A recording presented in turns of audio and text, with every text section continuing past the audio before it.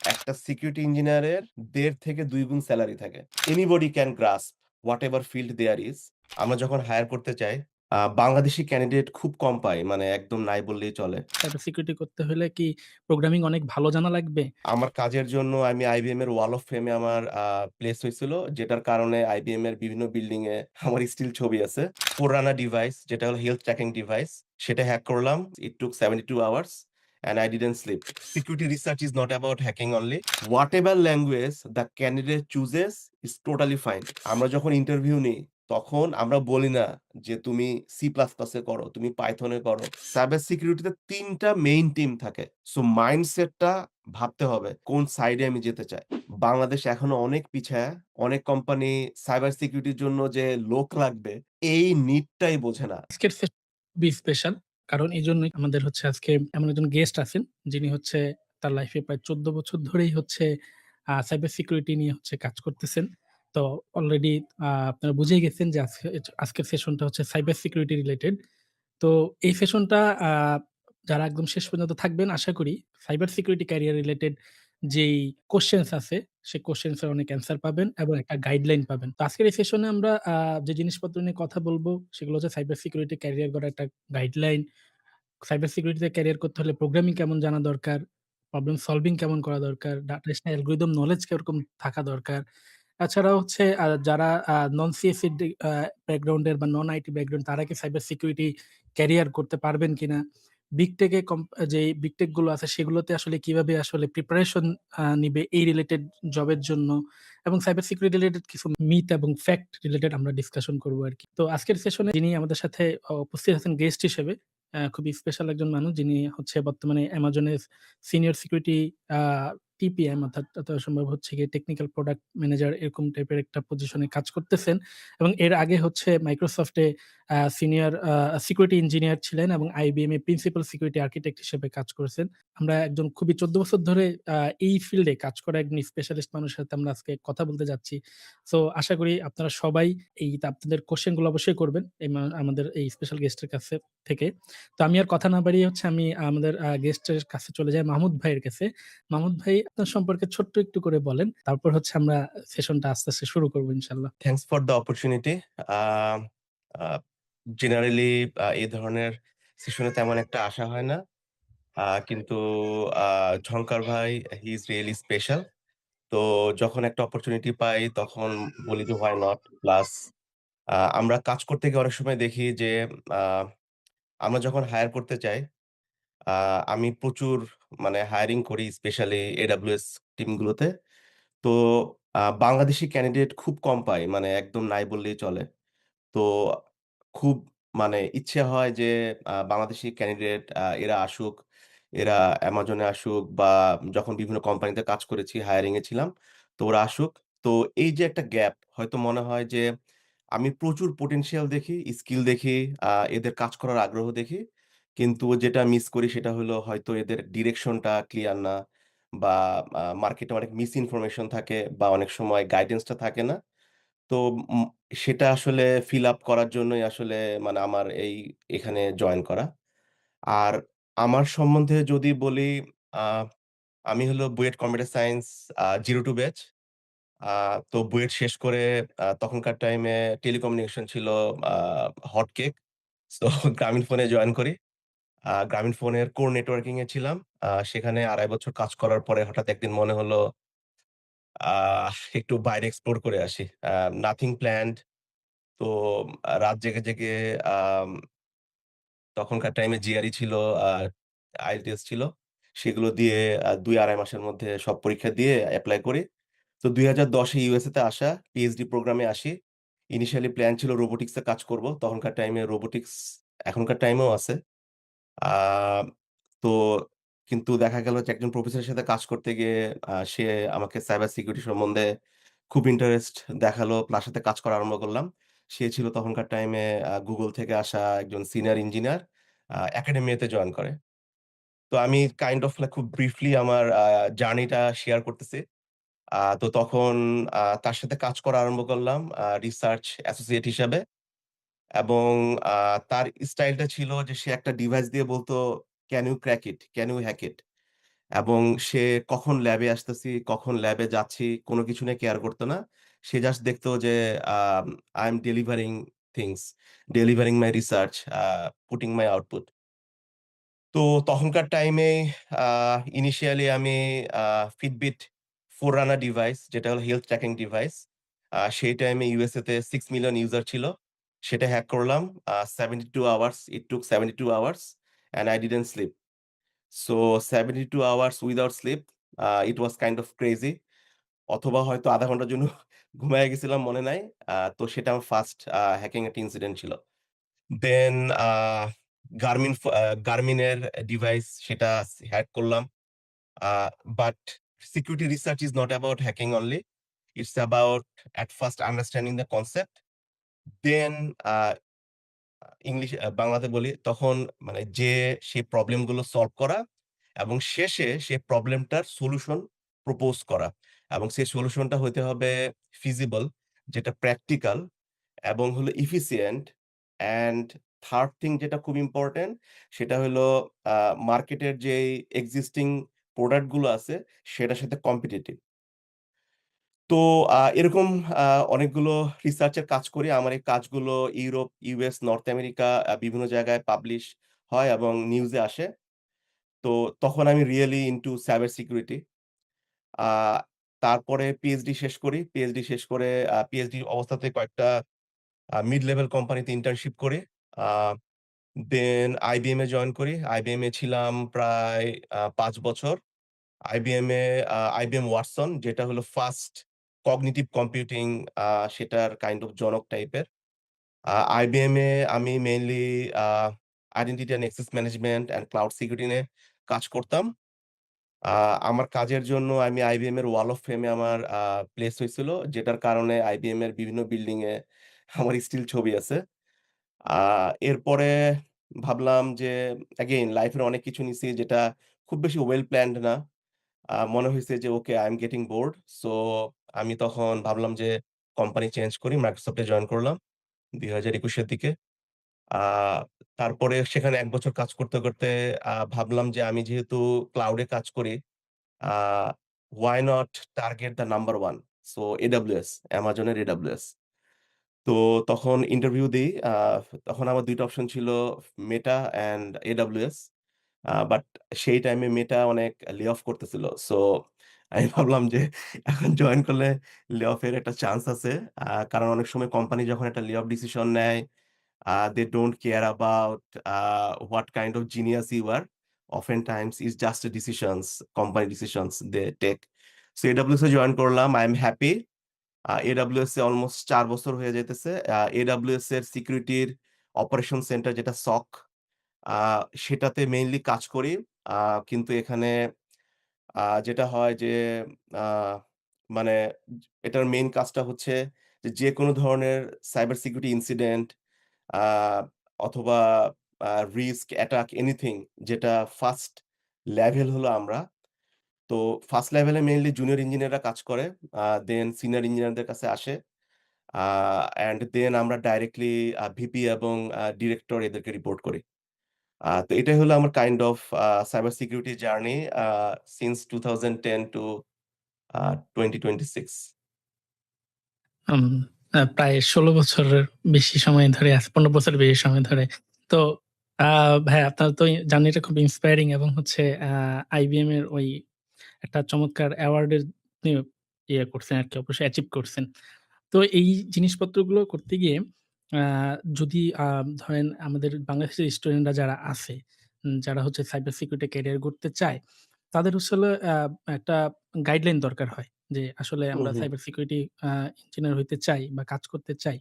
কিন্তু তাদের মধ্যে একটা ভয় বা একটা কথা থাকে যে সাইবার সিকিউরিটি করতে হলে কি প্রোগ্রামিং অনেক ভালো জানা লাগবে? ডাটা স্ট্রাকচার অ্যালগরিদম কি খুব ভালো জানা লাগবে? আমাকে কম্পিটিটিভ প্রোগ্রামিং কি অনেক বেশি করতে হবে? এই রিলেটেড একটা কমন তাদের একটা কিউরিওসিটি থাকে আরকি। তো ভাই এই মানে এখন আমার যে কোয়েশ্চেনটা সেটা হচ্ছে যে ভাইয়া এই সাইবার সিকিউরিটিতে যদি ক্যারিয়ার করতে চায় তাহলে আসলে তার প্রোগ্রামিং কেমন জানা দরকার? কম্পিটিটিভ প্রোগ্রামিং বা প্রবলেম সলভিং এ তাদের কেমন ফোকাস হওয়া দরকার? এবং সে যদি একজন আ আ ভার্সিটি থেকে মনে করেন ভার্সিটি ফার্স্ট ইয়ারে আছে আরকি। সে যদি এই ক্যারিয়ার করতে চায় সেদিকে তাহলে তার আসলে রোড ম্যাপটা কেমন হওয়া উচিত? হ্যাঁ, খুবই গুরুত্বপূর্ণ একটা কোয়েশ্চেন। আ সো আমি যখন ভাবি যে আমি যদি নিজেকে একজন ইউনিভার্সিটিতে এই মুহূর্তে আমি ব্যাচেলর করতেছি এবং আমি সাইবার সিকিউরিটি ফিল্ডে জয়েন করতে চাই বা আমি 4th ইয়ারে আছি। আমি সেখান থেকে যেতে চাই। আ একটা হলো আমি আমার ক্যারিয়ারটা করতে চাই বাংলাদেশে। আরেকটা হলো আমি ক্যারিয়ারটা করতে চাই বাংলাদেশের বাইরে। সো ২ টার জন্য ইনিশিয়াল প্ল্যানটা হয়তো সেম। তারপরে একটু ডিফার করবে সেটা আমি বলব। So first thing first is uh ১ম এ আমাদের যেটা ভাবতে হবে সেটা হলো আমার কম্পিউটার, অপারেটিং সিস্টেম আ এই ধরনের নলেজটা কতটুকু? নেটওয়ার্ক এই ৩ টা জিনিস। সো আমি যদি এভাবে ভাবি যে আমার একদমই কোনো এক্সপেরিয়েন্স নাই। আমি 0 ইয়ার এক্সপেরিয়েন্স।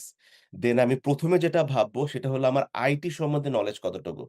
একটা সিস্টেম কিভাবে কাজ করে, একটা কম্পিউটার কিভাবে কাজ করে, কম্পিউটারের বিভিন্ন মডিউল গুলো কিভাবে কাজ করে, অপারেটিং সিস্টেম কিভাবে কাজ করে, মেমোরি কিভাবে কাজ করে, এই যে আইডিয়াটা এবং সেকেন্ডলি যেটা সেটা আমি বলব যে আ কম্পিউটার সিকিউরিটিতে বা সাইবার সিকিউরিটিতে লিনাক্সটা খুব ইম্পোর্টেন্ট।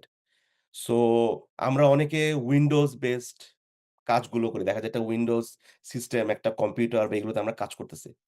তো লিনাক্সটা এই কারণে ইম্পোর্টেন্ট কারণ যত বড় ধরনের অ্যাটাক গুলো প্ল্যান করা হয় বা একটা অ্যাটাক এক্সিকিউট করা, অ্যাটাকের ফাউন্ডেশনটা আন্ডারস্ট্যান্ড করা বা দেখা যায় যে পেনিট্রেশন টেস্টিং যেটাতে দেখা যায় যে যেকোনো একটা ভালনারেবিলিটি বলতে একটা ইস্যু সেটাকে এক্সপ্লয়েট করা। এই জিনিসগুলো মেইনলি লিনাক্স বেসড সিস্টেমে করাটা রিলেটিভলি ইজি আর বেসড অন কমান্ডস। সো আমি ডাইরেক্টলি কমান্ড দিচ্ছি। সো একটু really understand initially Windows versus Linux সিস্টেমের মধ্যে পার্থক্য। আর যেটা হলো যে ওভারঅল মানে নেটওয়ার্কটা কিভাবে কাজ করে, নেটওয়ার্কের ডেটা কিভাবে পাস হয় এই আইডিয়াটা নিয়া। তো তারপরে যেটা হবে আমার যদি এই আইডিয়াটা হয়, দেন আমার ইনিশিয়াল পজিশন গুলো কি হবে? দেখা যাবে যে মানে আমি খুব সিম্পল ভাবে বলতেছি uh IT technician or desktop technician or IT support engineer এই টাইপের কিছু রোল। তো এটার ক্ষেত্রে প্রোগ্রামিংটা লাগবে না। এটার ক্ষেত্রে মেইনলি লাগবে Linux এ কমান্ড দেয়া। বিভিন্ন ধরনের কমান্ড যেমন সিপি, কপি বা আমি যখন একটা মুভ করতেছি একটা ফাইল এমভি বা এই টাইপের এই ধরনের খুব সিম্পল কমান্ড গুলো যেগুলো আরকি নিত্যদিনের কাজে ইউস হয়। তারপর সেখানে যদি আমি ১ বছর কাজ করলাম বা ৬ মাস কাজ করলাম, তাহলে যেটা হয় মনে রাখতে হবে যে সাইবার সিকিউরিটি ক্যারিয়ারটা গড়তে হলে আমার ৩ টা জিনিস খুব ইম্পোর্টেন্ট। একটা হলো নলেজ। সো আমি কিন্তু নলেজটা গ্যাদার করতেছি।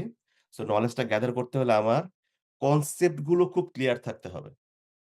যে যেমন আমার নিজেকে কোয়েশ্চেন করতে হবে। আমি যখন একটা সিস্টেমে ঢুকি, সেখানে অথেন্টিকেশন টা কিভাবে কাজ করে? অথেন্টিকেশন টা আমি ওকে সে আইডেন্টিফাই করলো যে আমি মাহমুদ। তো তারপরে অথরাইজেশন যে আমার কোন জিনিসটা আমি অ্যাক্সেস করতে পারবো, কোনটা না। অ্যাডমিনিস্ট্রেটর এর একটা অ্যাক্সেস থাকে, জেনারেল ইউজার এর একটা অ্যাক্সেস থাকে। একটা সাপোর্ট ইঞ্জিনিয়ারের আরেকটা অ্যাক্সেস থাকে। সো আমি যখন কোয়েশ্চেন করব যে এই জিনিসগুলো কিভাবে কাজ করে, তাহলে আমি কি করব? আমি হয়তো একটা জিনিসটা শেখার চেষ্টা করব। Google এ যেয়ে হোক, কাউকে কোয়েশ্চেন করে হোক, জেনে হোক। সো এই কনসেপ্ট গুলো ক্লিয়ার করাটা খুবই ইম্পোর্টেন্ট। এটা হলো ফার্স্ট নলেজ। সেকেন্ড হলো সার্টিফিকেশন। সো সার্টিফিকেশন হলো স্পেশালি বাইরের দেশগুলোতে। অনেক ক্ষেত্রে এমন হয় যে একটা রিক্রুটার একটা ক্যান্ডিডেটকে চুজই করবে ইনিশিয়ালি তার এই সার্টিফিকেট গুলো এই জব পজিশনে আছে কিনা। যদি সার্টিফিকেট গুলো তার না থাকে, তাকে হয়তো কখনো কলই করবে না। এরকম হয় মানে অনেক ক্ষেত্রে হয় 70% ক্ষেত্রে এরকম হয়। কারণ আ আমাদের কাছে যখন আসে হায়ারিং ম্যানেজার বা ইঞ্জিনিয়ারদের কাছে, তার আগে রিক্রুটাররা চেক করে বিভিন্ন কিওয়ার্ড বেস করে। সো সার্টিফিকেট গুলো ইম্পোর্টেন্ট। তো ইনিশিয়ালি যখন আমি বলব, সেটা সার্টিফিকেট আর 3rd হলো ট্রেনিং বা স্কিল সেটটাকে ডেভেলপ করা। যেটা হলো যখন আমি একটা রিয়াল লাইফ প্রজেক্ট নিবো বা একটা কোম্পানিতে কাজ করতেছি, সেগুলোকে ইউস করা। যে আমি আমার নলেজটাকে আমি ইউস করতে পারতেছি কিনা। অনেক রিয়াল লাইফ প্রজেক্ট আছে। যে রিয়াল লাইফ প্রজেক্ট বলতে ইন্টারনেটে বিভিন্ন ডেটা সেট পাওয়া যায়, যেগুলোকে আমি ইউস করতে পারি। বা অনেক সময় বিভিন্ন ল্যাব পাওয়া যায়, ল্যাব এনভায়রনমেন্ট বা স্যান্ডবক্স যেটাকে আমরা বলি।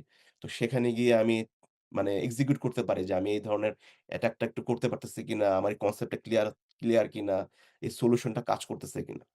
সো 0 ইয়ার এক্সপেরিয়েন্স সার্টিফিকেট ২ টা আমি সাজেস্ট করব। একটা হলো CompTIA A+ and CompTIA network plus. এই ২ টা সার্টিফিকেট ইনিশিয়াল নলেজটা দিবে, যেটা আমি বললাম যে কম্পিউটার রিলেটেড, নেটওয়ার্ক রিলেটেড এই জিনিসগুলো কিভাবে কাজ করে। It will not be hard. এই ২ টা সার্টিফিকেট থাকলে কনসেপ্টটা ক্লিয়ার হবে, নলেজটা হবে। আমি একটা ইনিশিয়াল জব পজিশনে ঢুকতে পারব। But I am still not into cyber security. This is just getting into IT position. এর নেক্সট লেভেলটা যেটা হবে সেটা হলো junior security analyst, SOC security operation center level 1 analyst or cyber security technician. So এই জব পজিশনে 1 to 3 years experience লাগবে। Generally বা anything like around 1 years. So এটার ক্ষেত্রে আমার আমি সার্টিফিকেট দিয়ে যদি শুরু করি, তাহলে যেটা হবে CompTIA সিকিউরিটি প্লাস। এটা স্পেসিফিক টু সাইবার সিকিউরিটি। আরেকটা সার্টিফিকেট আমি খুবই রিকমেন্ড করব এবং এটাতে আমি প্রচুর যারা গ্র্যাজুয়েট মানে সার্টিফিকেটটা অ্যাচিভ করছে তাদেরকে আমি দেখি যে তাদের কনসেপ্ট খুব সলিড আ জুনিয়র লেভেলে। সেটা হলো Google সাইবার সিকিউরিটি সার্টিফিকেট। এটা ফ্রি, একদম ফ্রি। Coursera তে পাওয়া যায় এবং এটাতে ল্যাব এনভায়রনমেন্ট এ টেস্টিং এবং কনসেপ্ট গুলো খুব ক্লিয়ার করে এক্সপ্লেইন করে সেটার মধ্য দিয়ে যেতে হয় এবং এটা কমপ্লিট করলে আমার কাছে মনে হয় আ মানে কনসেপ্ট গুলো খুব ক্লিয়ার হবে। Very good certificate to have in your resume. এটার পাশাপাশি আরেকটা আছে যেটা মাইক্রোসফটের সাইবার সিকিউরিটি অ্যানালিস্ট একটা সার্টিফিকেট আছে। বাট মাইক্রোসফটের সার্টিফিকেট গুলো মোস্ট প্রবাবলি ফ্রি না। আমি সিউর আমাকে দেখতে হবে একটু। বাট এটাও খুব ভালো একটা certificate. But I highly recommend Google Cyber Security Certificate. এই লেভেলে এসে যে নলেজ গুলো থাকতে হবে সেটা হলো OS অপারেটিং সিস্টেমের ৭ টা লেয়ার আছে, 7 লেয়ার্স। প্রত্যেকটা লেয়ারে ডেটা কিভাবে ট্রান্সফার হয়, আ Linux এর কমান্ড বেস টুল গুলো, আ এবং ব্যাশ, ব্যাশ হলো কমান্ডের পাশাপাশি একটু স্ক্রিপ্টিং। মেইনলি Linux সিস্টেমে একটু যদি জানা থাকে, একদম basic foundation. Cyber security overall একজন যদি প্রিন্সিপাল লেভেলেও যায় এবং ইনিশিয়াল জুনিয়র লেভেল থেকে একটা মাত্র প্রোগ্রামিং ল্যাঙ্গুয়েজ তাকে জানতে হবে। একটা প্রোগ্রামিং ল্যাঙ্গুয়েজ আমি strongly recommend Python because Python is easy. আমাদের হয়তো কম্পিউটার সায়েন্স এর পার্ট হিসাবে ওভার দ্যা 15 ইয়ার্স আমি ১৭ থেকে ১৮ টা ল্যাঙ্গুয়েজে কাজ করছি। কিন্তু এই 18 ল্যাঙ্গুয়েজের মধ্যে Python is the easiest one. Anybody can grasp whatever field there is. So একটা যদি এবং Python এর একটা বড় সুবিধা যেটা, সেটা হলো অনেক সময় দেখা যায় যে যেমন Java কে আমরা বলি হেভিওয়েট ল্যাঙ্গুয়েজ। অনেক ফিল্ডে অনেক জায়গায় ইউস হয় নেটওয়ার্কিং এর ক্ষেত্রে Java র একটা বড় ইয়ে থাকে। কিন্তু Python এর ক্ষেত্রে হয় কি খুব ইন্টারপ্রেটর ল্যাঙ্গুয়েজটা খুব ইজি। ইনস্টল করতে প্রবলেম নেই। খুব সহজে লাইব্রেরি গুলো কল করা যায় এবং Python খুব ইজিলি Windows এবং Linux বোথ সিস্টেমে কাজ করে খুব সহজে। সো মেইনলি হলো compatibility, integration and easy to like code এই ৩ টা মেইন রিজন আমি Python কে রিকমেন্ড করি। সো যদি একজনের Python এর নলেজটা থাকে, তাহলে সে প্রিন্সিপাল লেভেলও বিগ টেক এ যেতে তার ওই একটা ল্যাঙ্গুয়েজই লাগবে। মানে সাইবার সিকিউরিটি ফিল্ডে। আমি কিন্তু সফটওয়্যার ইঞ্জিনিয়ারিং সাইডে বলতেছি না। আর যেটা হলো বিগ টেক গুলোতে যেটা হয়, কনসেপ্ট যদি ক্লিয়ার থাকে আমরা যখন ইন্টারভিউ নিই, তখন আমরা বলি না যে, "তুমি C++ এ করো, তুমি Python এ করো।" Whatever language the candidate chooses is totally fine. যেকোনো একটা ল্যাঙ্গুয়েজ আমরা বিলিভ করি আমরা তো ওয়েল ট্রেইনড ইন্টারভিউ নিতে। আমরা বিলিভ করি একজন যদি একটা ল্যাঙ্গুয়েজে ভালো থাকে, তাহলে তার আরেকটা ল্যাঙ্গুয়েজে অ্যাডাপ্ট করতে টাইম লাগবে না। যদি ইন কেস নিডেড। কিন্তু জেনারেলি একটা ল্যাঙ্গুয়েজে খুব ভালো হওয়া প্রয়োজন।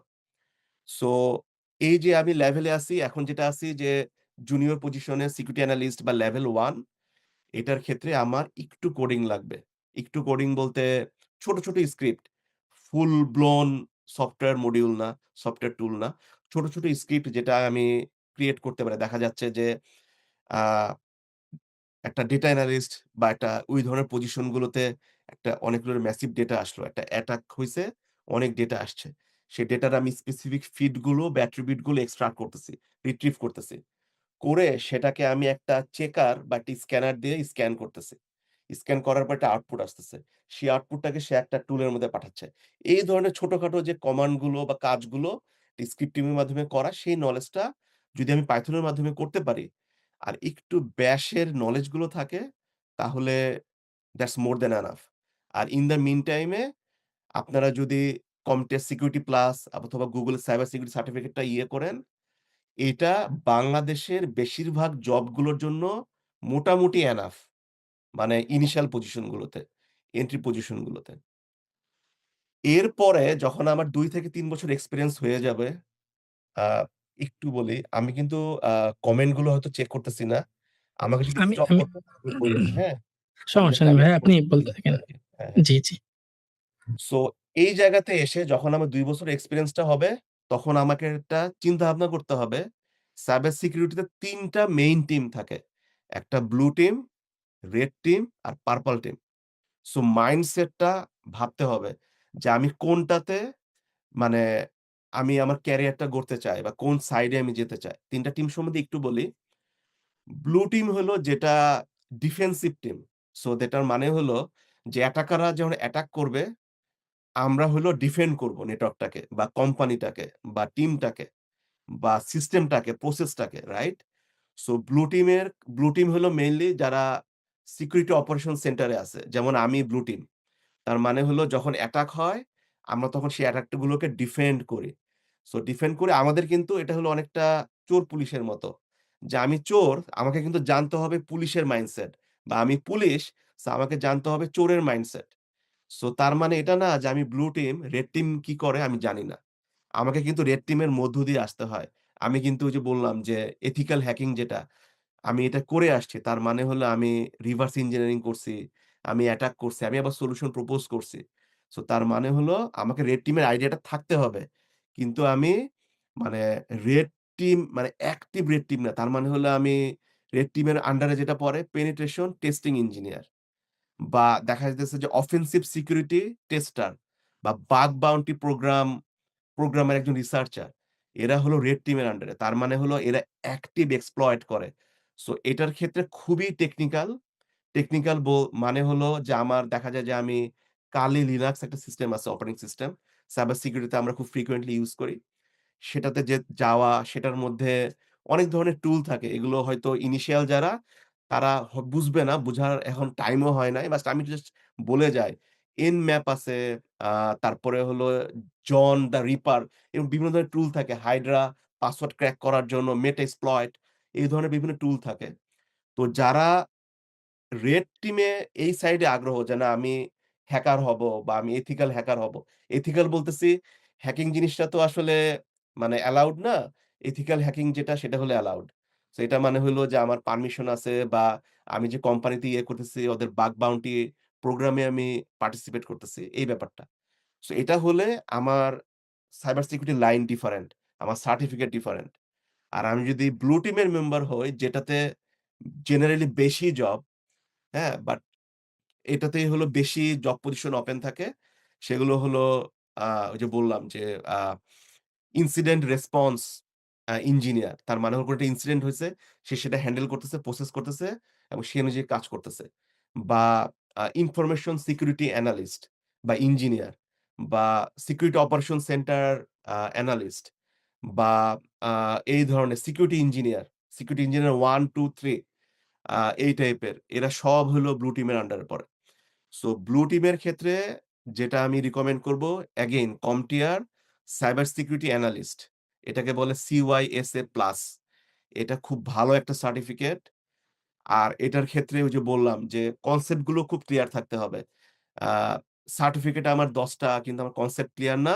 আমি যখনই ইন্টারভিউ নিতে যাব বা আমার মতো যারা ইন্টারভিউ নিতে যাবে, আমরা এমনভাবে ট্রেন্ড থাকি আমরা ধরে ফেলব যে he is totally based on certificates. নলেজটা ওভাবে ক্লিয়ার না। সো আর আমরা যেভাবে ইন্টারভিউ করি কারণ যে বললাম চোর পুলিশের মতো আপনারা যেহেতু ক্যান্ডিডেট আপনাদেরকে বুঝতে হবে একটা ইন্টারভিউয়ার কিভাবে থিংক করে।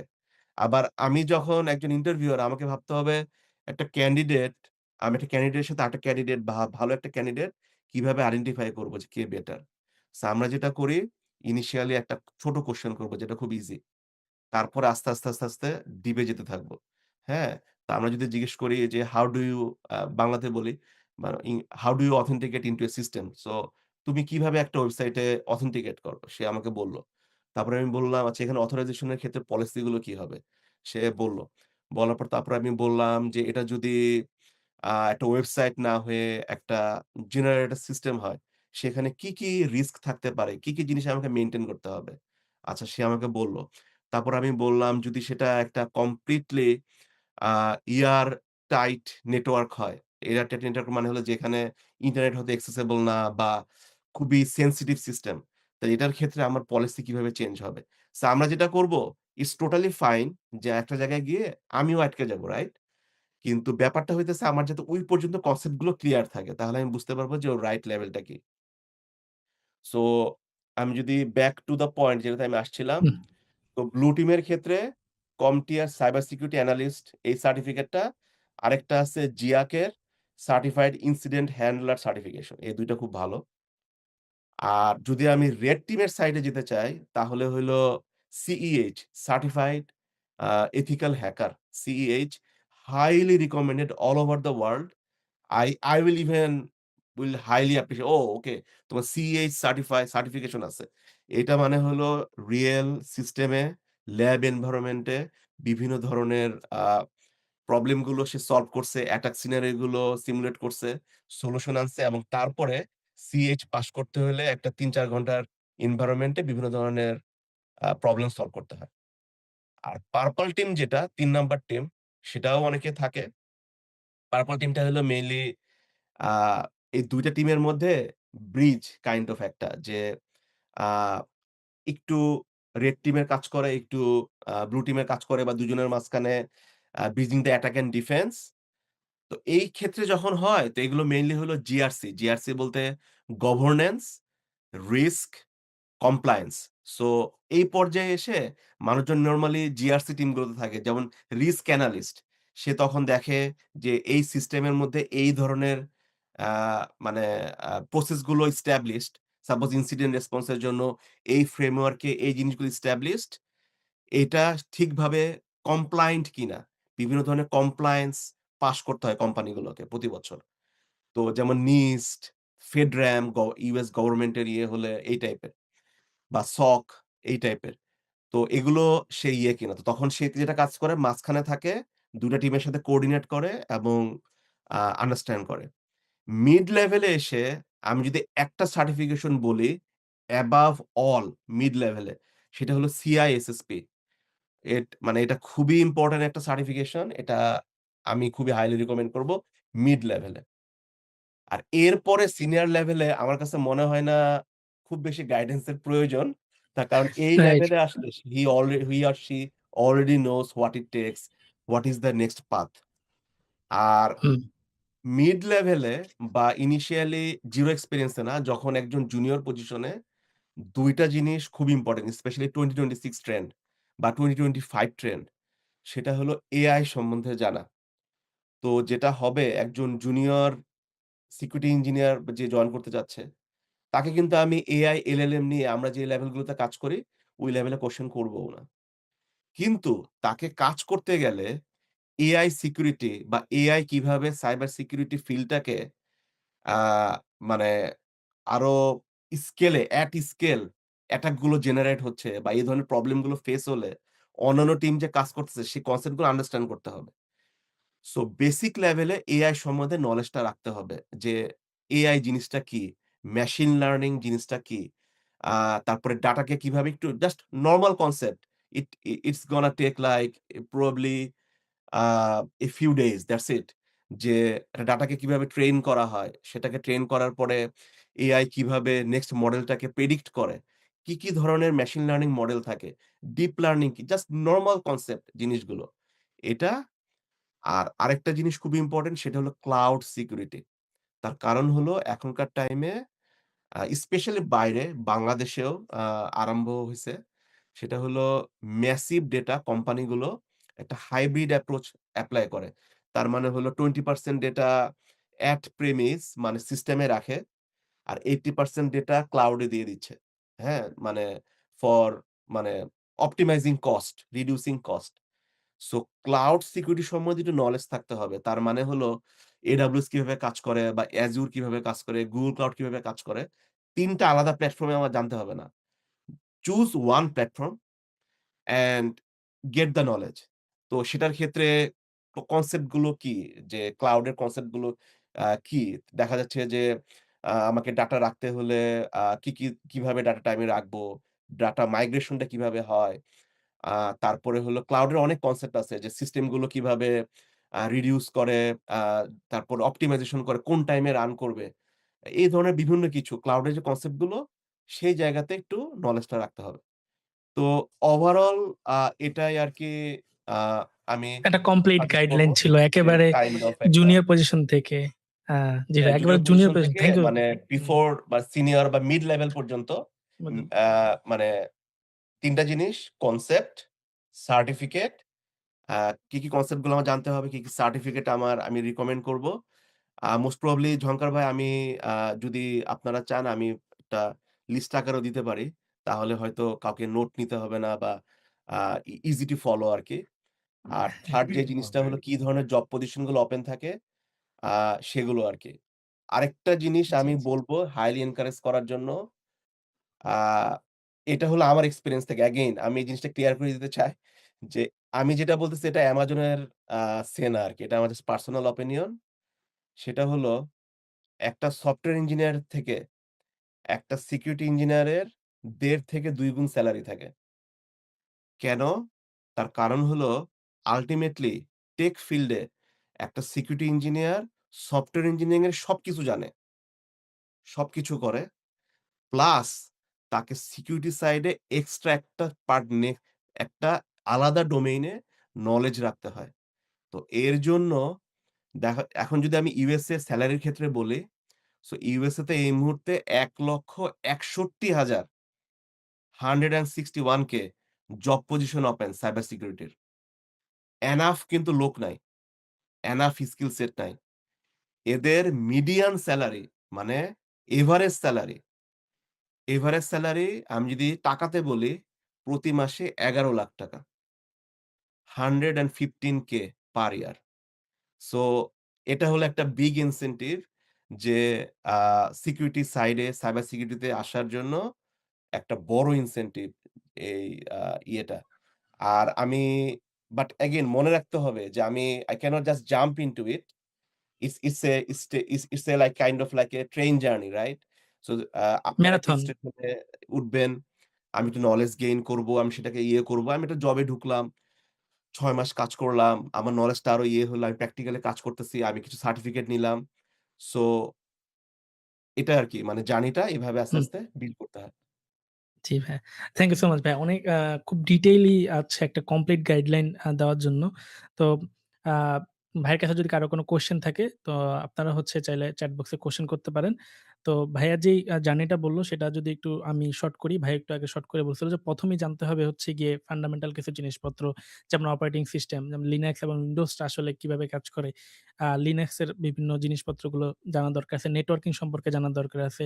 এবং আইটি সম্পর্কে যে নলেজ গুলো আছে সেগুলো এবং ১ম দিকে হয়তোবা ১ম সরাসরি সাইবার সিকিউরিটি হিসেবে কাজ না করে হয়তোবা এই IT um a technology related জিনিসপত্রগুলো নিয়ে হয়তোবা কাজ শুরু করবে আরকি। এরপর আস্তে, আস্তে ভাইয়া যেটা বললেন সার্টিফিকেশন গুলো অনেক ইম্পোর্টেন্ট। সার্টিফিকেশন গুলো করা দরকার এবং সার্টিফিকেশন করার সময় খুব গুরুত্বপূর্ণ আ জিনিস হচ্ছে গিয়ে যে তারা যাতে হচ্ছে জিনিসপত্রগুলো খুব শেখে। শুধু সার্টিফিকেটের জন্য না।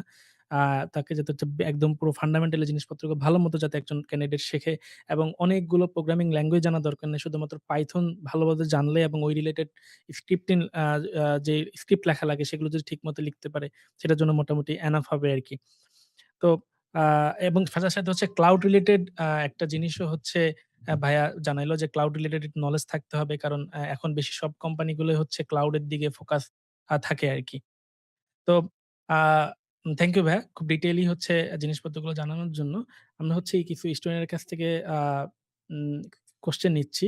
যাদের জন্য হুম। বিশেষ করে সেশনটা তাদের কাছ থেকে কোয়েশ্চেন গুলো নেওয়ার চেষ্টা করতেছি। তো একজন কোয়েশ্চেন করছে সাইবার সিকিউরিটির জন্য কি আগে সফটওয়্যার ইঞ্জিনিয়ারিং কমপ্লিট করতে হবে? না। So software engineering, cyber security অনেক সময় আমরা আলাদাভাবেও ভাবতে পারি, একসঙ্গেও ভাবতে পারি। তো যেটা হইতেছে সফটওয়্যার ইঞ্জিনিয়ারিং এর জন্য যেটা ইম্পোর্টেন্ট কারণ আমি ক্যারিয়ারের একদম ১ম এ আ মানে যখন IBM এ ইভেন জয়েন করি, তখন হলো সিকিউরিটি ইঞ্জিনিয়ার হিসেবে জয়েন করলেও software engineering was a big part.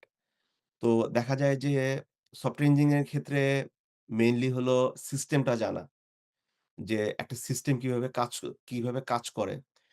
এবং কিভাবে আমি বিল্ড করব। আমি এখন যদি ভাবি যে সাপোজ Netflix কিভাবে কাজ করে। Netflix এ আমি কিভাবে বিল্ড করব। সফটওয়্যার ডেভেলপার এবং সফটওয়্যার ইঞ্জিনিয়ার এই ২ টার মধ্যে মেইন যেটা পার্থক্য, সেটা হলো এটা যদিও একটু অফ টপিক তারপরে আমি ক্লিয়ার করে দিচ্ছি। সেটা হলো একজন software developer often times he or she is coding mainly. There is a requirement যেটা হলো একজন সিনিয়র ইঞ্জিনিয়ার বা একজন স্ক্রাম মাস্টার তার থেকে আসছে যে আমাকে প্রোডাক্টটা বিল্ড করতে হলে এই মডিউল গুলো বিল্ড করতে হবে।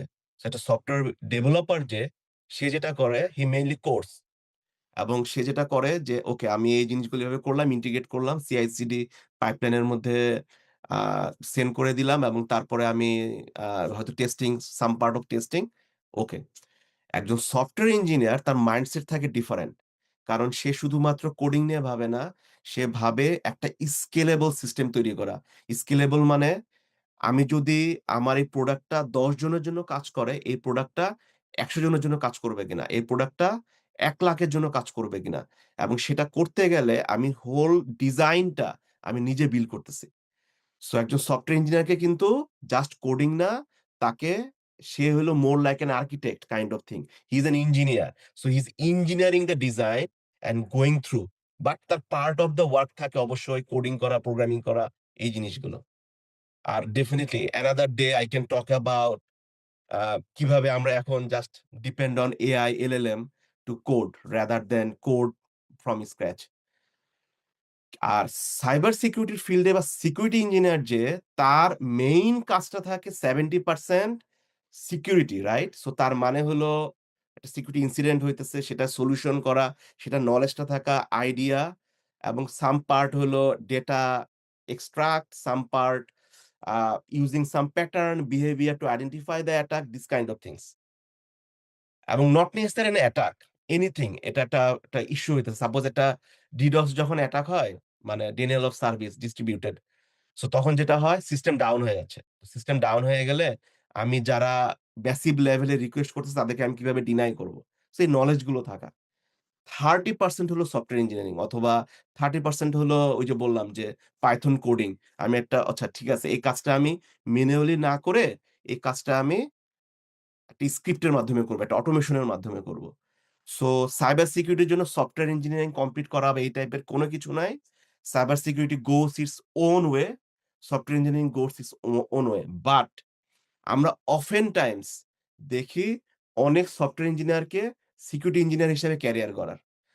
তারা যেটা করে সফটওয়্যার ইঞ্জিনিয়ার হিসেবে আরম্ভ করে, কাজ করে সফটওয়্যার ইঞ্জিনিয়ার 1-2 তারপর তারা দেখে যে না, আমার সাইবার সিকিউরিটি সাইডে গেলে আমার আ সেলারি ওয়াইজ, কম্পেনসেশন ওয়াইজ কাজ হিসাবে আমি একটা ডিফারেন্ট ডাইমেনশন পাইতেছি, যেটার ডিমান্ড বেশি।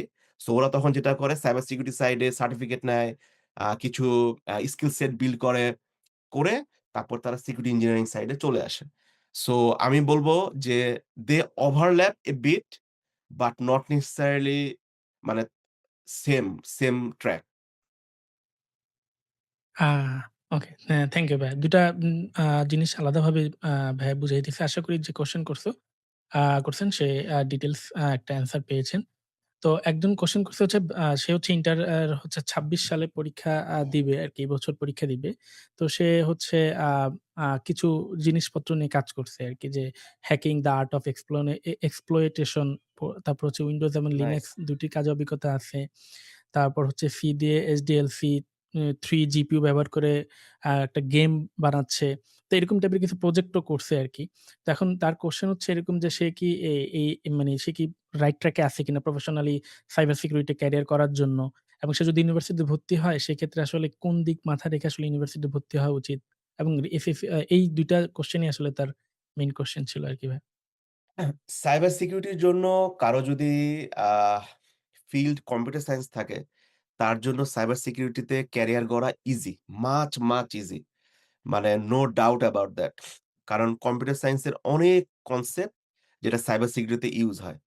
আ দেখা যায় যে অন্য ফিল্ড থেকে আসলে যে পরিমাণ স্ট্রাগল করতে হয় সাইবার সিকিউরিটিতে এন্ট্রি করতে বা ইনফরমেশন সিকিউরিটিতে নলেজ বিল্ড করতে, সেই তুলনায় কম্পিউটার সায়েন্স থেকে করা অনেক ইজি হয়ে যায়। ইভেন আমারও কম্পিউটার সায়েন্স। সো আমার জন্য অনেক ইজি হইছে যে সাইবার সিকিউরিটি ক্র্যাক করা বা সাইবার সিকিউরিটিতে ক্যারিয়ারটাকে অ্যাডভান্স করা।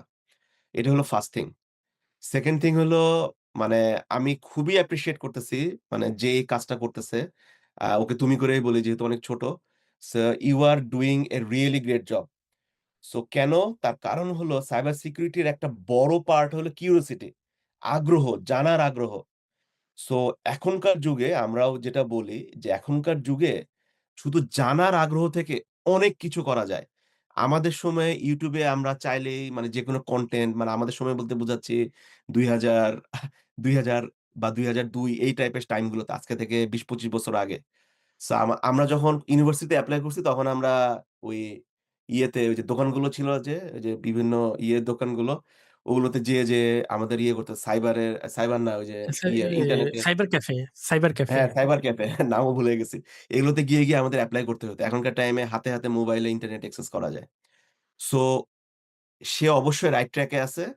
যেটা আমি তাকে বলব যে, যেহেতু তার নলেজটা মোটামুটি ইনিশিয়াল লেভেল ১ বছরের এক্সপেরিয়েন্স, তাকে আমি Google সাইবার সিকিউরিটি সার্টিফিকেট এটা আর CompTIA সিকিউরিটি প্লাস এই ২ টা সার্টিফিকেট নিতে বলব।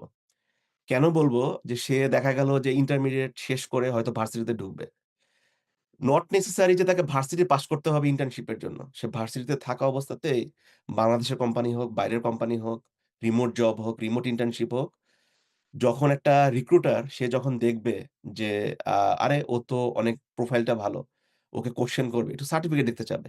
সার্টিফিকেটটা হয় কি? মানে kind of wrap up the whole profile. রিজুমিতে it looks really good. So ও যদি ২ টা সার্টিফিকেট একটু টার্গেট করে, খুব বেশি না, Google cyber security certificate free আর CompTIA সিকিউরিটি প্লাস আমার যতটুকু মনে আছে মানে $৪০ আ তো এই টাইপের আরকি। তো যদি এটাতে একটু করে আর আস্তে একটু নলেজ গুলো যেমন YouTube এর উপর বেস করে একটু নলেজ গুলো মানে কিছু কোর কনসেপ্ট আছে। কোর কনসেপ্ট গুলো যদি আন্ডারস্ট্যান্ড করে যে ওয়েব অ্যাপ্লিকেশন অ্যাটাক গুলো কি? যেমন ওই যে OWASP এর top 10 web application security attack আছে। সো এই অ্যাটাক গুলো যেমন ওই যে বললাম সিকিউর ইনজেকশন বা ইনজেকশন অ্যাটাক গুলো, অথেন্টিকেশন বা আ সার্ভার সাইড রিকোয়েস্ট ফরজারি যেটা বলি, যেটা একটা লিঙ্ক পাঠালে কি হয়? এই ধরনের অ্যাটাক গুলো কি হয়? সলিউশন কি? অথেন্টিকেশন, অথরাইজেশন এগুলো কিভাবে কাজ করে? আইএম পলিসি গুলো কিভাবে কাজ করে? কি ধরনের রিস্ক থাকে? আ ইনসিডেন্ট সাইড এ কি হয়? এই টাইপের কিছু যদি নলেজ থাকে, I think he is really on the right track and even he is advanced. মানে I আমার কম্পিউটার আমি ফার্স্ট হাতে ধরছি যখন আমি ভার্সিটির ফার্স্ট ইয়ারে ছিলাম। বুয়েটে আমাদের অ্যাসাইনমেন্ট দিয়ে দিছে, আমার কম্পিউটার নাই। সো মানুষজনের কম্পিউটারে আমি অ্যাসাইনমেন্ট করে জমা দিছি ১ম সেমিস্টারের ১ মাস ২ মাস। সো সেই তুলনায় সে অনেক আগায় আছে। সো রিয়ালি জি। Appreciate okay. Uh thank you ভাইয়া। আশা করি আ যে কোয়েশ্চেনটা করছেন সে ডিটেইলি অ্যান্সারটা পাইছেন। তো ভাইয়া এইখানে যেমন একটা কমন কোয়েশ্চেন থাকে যে, আচ্ছা আমি সাইবার সিকিউরিটি শিখলাম এবং সার্টিফিকেট গুলো নিলাম আরকি।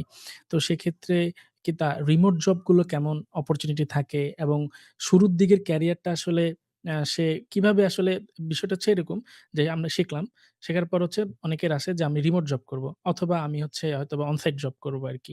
তো এই এন্ট্রি লেভেলের জবগুলো আ বাংলাদেশে আসলে কেমন আছে আরকি? বা কেমন আ আছে এবং বিদেশে আসলে বাইরের দেশে আসলে কেমন? এবং বাইরের দেশে যদি থাকে তাহলে সেক্ষেত্রে রিমোট অপরচুনিটি থাকে কিনা আরকি? আচ্ছা আ আমি যেহেতু বাংলাদেশের বাইরে অনেকদিন আছি, আমি বাংলাদেশের বিভিন্ন কোম্পানির সাথে আমি কাজ করছি। দেখা যায় যে ওরা বিভিন্ন টাইমে বাংলাদেশে গেলে আমাকে বলে অনেক সময় ফ্রেন্ডরাও থাকে যে বলে, "দোস্ত একটু আমাদের কোম্পানির ইয়েগুলো একটু দেখে দে বা তুই যে অ্যাটাক করিস।" আহা, তো সেই নলেজ থেকে তো অনেক সময় দেখা যায় যে আমাদের সিনিয়র বা এক্সিকিউটিভ এই লেভেলে আমরা যখন একটা ডিসিশন মেক করি, সেটা টোটালি ডিফারেন্ট দেন আ জুনিয়র লেভেল বা এন্ট্রি লেভেল। কারণ আমরা যখন একটা ডিসিশন মেক করি সেটার সাথে কস্ট ব্যাপারটা থাকে যে আমি সলিউশনটা নিবো কিনা rather than more like technical. Uh ওই এক্সপেরিয়েন্স থেকে আমি যদি বলি বাংলাদেশে মানে সাইবার সিকিউরিটির মেইনলি জবগুলো থাকে ব্যাংকগুলোতে। আ দেখা যায় কিন্তু আনফরচুনেটলি বাংলাদেশ এখনো অনেক পিছায়া। আ এখনো অনেক কোম্পানি সাইবার সিকিউরিটির জন্য যে লোক লাগবে বা একটা কোম্পানির ইনফ্রাস্ট্রাকচার সিকিউর করার জন্য যে ইঞ্জিনিয়ার প্রয়োজন, এই নিডটাই বোঝে না এবং সেটা অনেক এক্সিকিউটিভ লেভেল বা সিইও লেভেলের মানুষজন। সো একটা ভালো নিউজ হলো যে গভর্নমেন্ট এখন আগের থেকে অনেক সিরিয়াস। আ স্পেশালি লাস্ট 5 ইয়ার্স। সো এর জন্য দেখা যাচ্ছে যে যেমন ২০১৮ তে বাংলাদেশের সিসার ডিভিশন যখন আ ইনিশিয়াল আনা হয় তখন আমি ছিলাম। তো দেখা যাচ্ছে যে আস্তে, আস্তে গভর্নমেন্ট অনেক সিরিয়াস হচ্ছে এবং স্পেশালি ডেটা আ হ্যাকিং এর কিছু আ ব্যাপার ঘটছে ওগুলোতে ডিটেইলস যাবো না। তো এর জন্য দেখা যাইতেছে যে আস্তে, আস্তে বিগ কোম্পানি গুলো তারপরে যে পাঠাওয়ের মতো কোম্পানিগুলো বা ইভেন নিউজপেপার যে বা 'প্রথম আলো', 'ডেইলি স্টার' বা আদার যে ইয়েগুলো আছে এরাও এখন অনেক সিরিয়াস। স্পেশালি এই কোম্পানিগুলো প্রায় আ ডিস্ট্রিবিউটেড DOS অ্যাটাক গুলো হচ্ছে। অ্যাভেইলেবিলিটি এগুলো। তো দেখা যাচ্ছে এই জায়গাগুলোতে বাংলাদেশে পজিশন করার ইয়ে আছে। কিন্তু আমি খুব ভালো অ্যান্সার দিতে পারবো বাইরের ক্ষেত্রে। Uh not necessary US, Australia বা ইউরোপিয়ান কান্ট্রি গুলো, সেগুলোর ক্ষেত্রে আমি ভালো করে বলতে পারব। তো রিসেন্ট টাইমস এ specially last 3 years remote position গুলো একটু কমে গেছে, অনেক কমে গেছে। তার কারণ হলো আ যেটা হয় যে কোম্পানিগুলো এখন চায় যে সবাই অফিসে এসে কাজ করবে। এবং এটাতে প্রচুর ইম্পোর্টেন্স দিচ্ছে। সো রিমোট পজিশন গুলো একটু কম এই মুহূর্তে। আগের থেকে মানে এট লিস্ট 40% কম। আচ্ছা। এখন আমি যদি নিজেকে বাইরের দেশের জন্য রেডি করতে চাই, একটা হলো ফুল টাইম আরেকটা হলো ইন্টার্নশিপ। সো ফুল টাইম দিয়ে যদি আমি আরম্ভ করি, ফুল টাইম এর ক্ষেত্রে আ ৩ টা অপশন আছে। একটা অপশন হলো রিলেটিভলি ইজি অপশন এবং এগেইন মানে আমি আমার এক্সপেরিয়েন্স থেকে বলতেছি, এটা ডিফারেন্ট হতে পারে অন্যদের জন্য। ইজিয়ার অপশন হলো স্টুডেন্ট হিসেবে আসা। স্টুডেন্ট হিসেবে আসা হলো F1 স্ট্যাটাসে।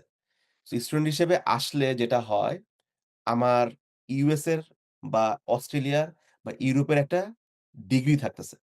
সো বাইরের কোম্পানিগুলো মানে নিজ দেশের বা ইন্টারন্যাশনালি রিকগনাইজড একটা ডিগ্রিকে মোর প্রায়োরিটি দেয় জবের ক্ষেত্রে। আ এটা হলো মানে কাইন্ড অফ খুবই ধ্রুব সত্য যেটাকে বলে।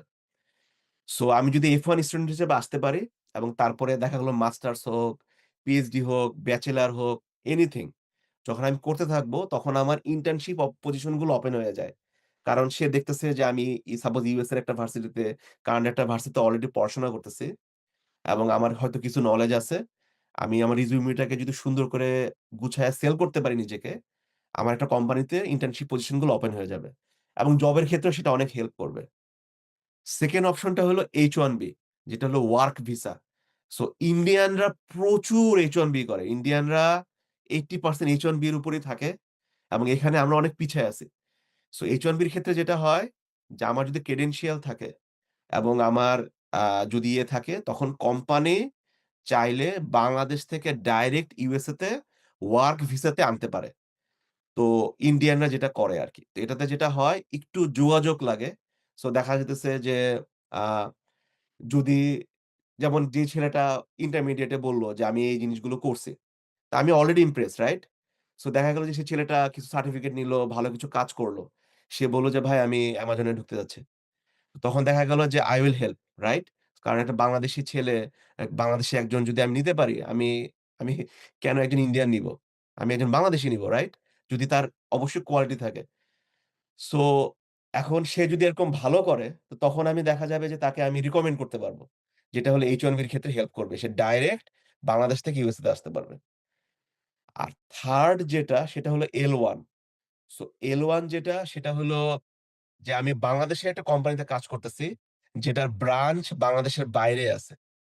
অনেক সময় দেখা যায় টেক্সটাইল এ যেমন বাংলাদেশে অনেক কাজ করে। তারপর দেখা যায় যে ফ্রান্সে হয়তো সে মুভ করল। তো এটাকে বলে L1 যে বাংলাদেশে একটা কোম্পানিতে কাজ হচ্ছে, তারপর সে ইউএস এর কোম্পানিতে মুভ করল। সো এটার মাধ্যমেও বাইরে বিগ টেক বা যেকোনো মিড লেভেলে বা আ এ এ ছোট্ট একটা company, small company anything move করা যায় আরকি। আচ্ছা। আচ্ছা, এখন আমি যদি বলি কি আমাকে বিল করতে হবে? সেটা হলো আমরা যখন একটা জিনিস যেমন আমি একটা এক্সপেরিমেন্ট করতেছি। আমি একটা স্কিল সেট করতেছি। সাইবার সিকিউরিটিতে being organized is really important. তার মানে হলো আমার একটা GitHub যদি প্রোফাইল থাকে এবং আমার যদি একটা নোট থাকে বা একটি স্মল পোর্টফোলিও থাকে। পোর্টফোলিওটা একটা ওয়েবসাইট হতে পারে। পোর্টফোলিও একটা নিজের একটা ডায়েরি হইতে পারে। এনিথিং বাট অনলাইনে থাকলে ভিজিবিলিটি থাকে। সে পোর্টফোলিওতে আমি প্রতিদিন সাইবার সিকিউরিটির জন্য কি করতেছি? কি নলেজটা গেইন করলাম? কি বইটা পড়লাম? কি সার্টিফিকেটটা নিলাম? প্রতিদিন না হোক, উইকলি না হোক, মান্থলি হোক, সেটা আমি লিখে রাখলাম। আমি আমার পোর্টফোলিওতে দিলাম যে আমি এখানে আমি এই ভার্চুয়াল বক্সে এই সিমুলেশন এনভায়রনমেন্ট এ এই জিনিসগুলো এক্সপ্লয়েট করছি। আমি আজকে John the Ripper password cracking tool use করে আমি একটা সিমুলেশন এনভায়রনমেন্ট এ এই জিনিসগুলো আ করছে। এগেইন আমি কিন্তু বলতেছি না যে রিয়াল ওয়েবসাইটে কখনো হ্যাক করতে it's strictly prohibited. Don't do that. Try to do that like in confined environment. So এগুলো আমি করলাম। আমি যে নোটগুলো রাখলাম, নোটগুলো রাখার ফলে আমার একটা প্রোফাইল থাকলো। রিক্রুটার যখন যোগাযোগ করবে বা রিক্রুটার যখন করবে তখন কিন্তু সে এই জিনিসগুলো দেখবে যে তার ফিল্ডে কাজ করার অভিজ্ঞতা আছে। সে এগুলো নিয়ে ট্রাই করছে। It's okay. আমি যদি ইন্টারভিউয়ার হয়, it's okay if you don't have experience in job.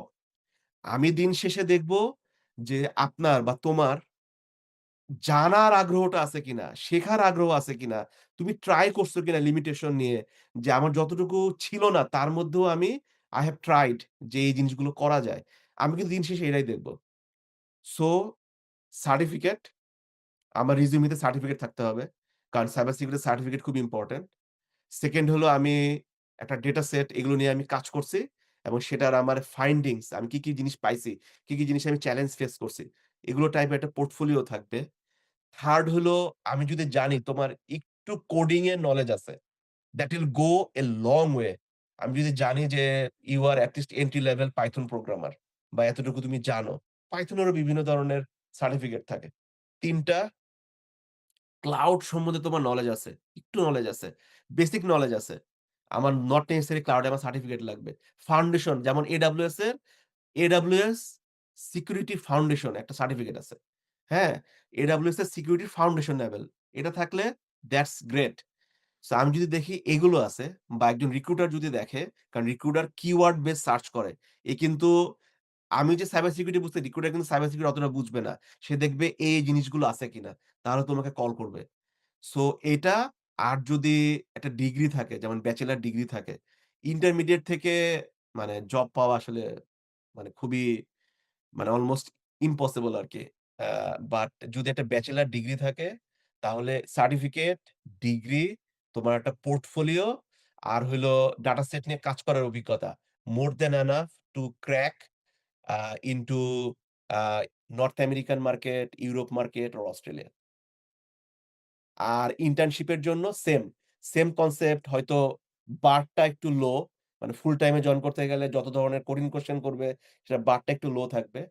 এটা। আর আরেকটা মেইন রিজন যে দিন শেষে তুমি সবসময়ই চাবা রিমোটের থেকে অন এনভায়রনমেন্ট কাজ করতে, ইন দ্যা এনভায়রনমেন্ট। কেন? তার কারণ হলো যখন একটা প্রবলেম আসে, তখন আমি যে ব্রেইনস্টর্মিং করতেছি আরেকজনের সাথে যে এস এ টিম সেটা এইভাবে সলভ করব। আচ্ছা সে হঠাৎ করে চেয়ারটা নিয়ে আসতেছে। এসে বলতেছে, "আচ্ছা এই প্রবলেমটা কি এভাবে করলে হয়?" এই যে এনভায়রনমেন্ট, এই এনভায়রনমেন্টটা শেখায় যে একটা কঠিন সিচুয়েশন এ একটা কমপ্লেক্স প্রবলেম কিভাবে সলভ করতে হয়, যেটা রিমোটলি হয় না।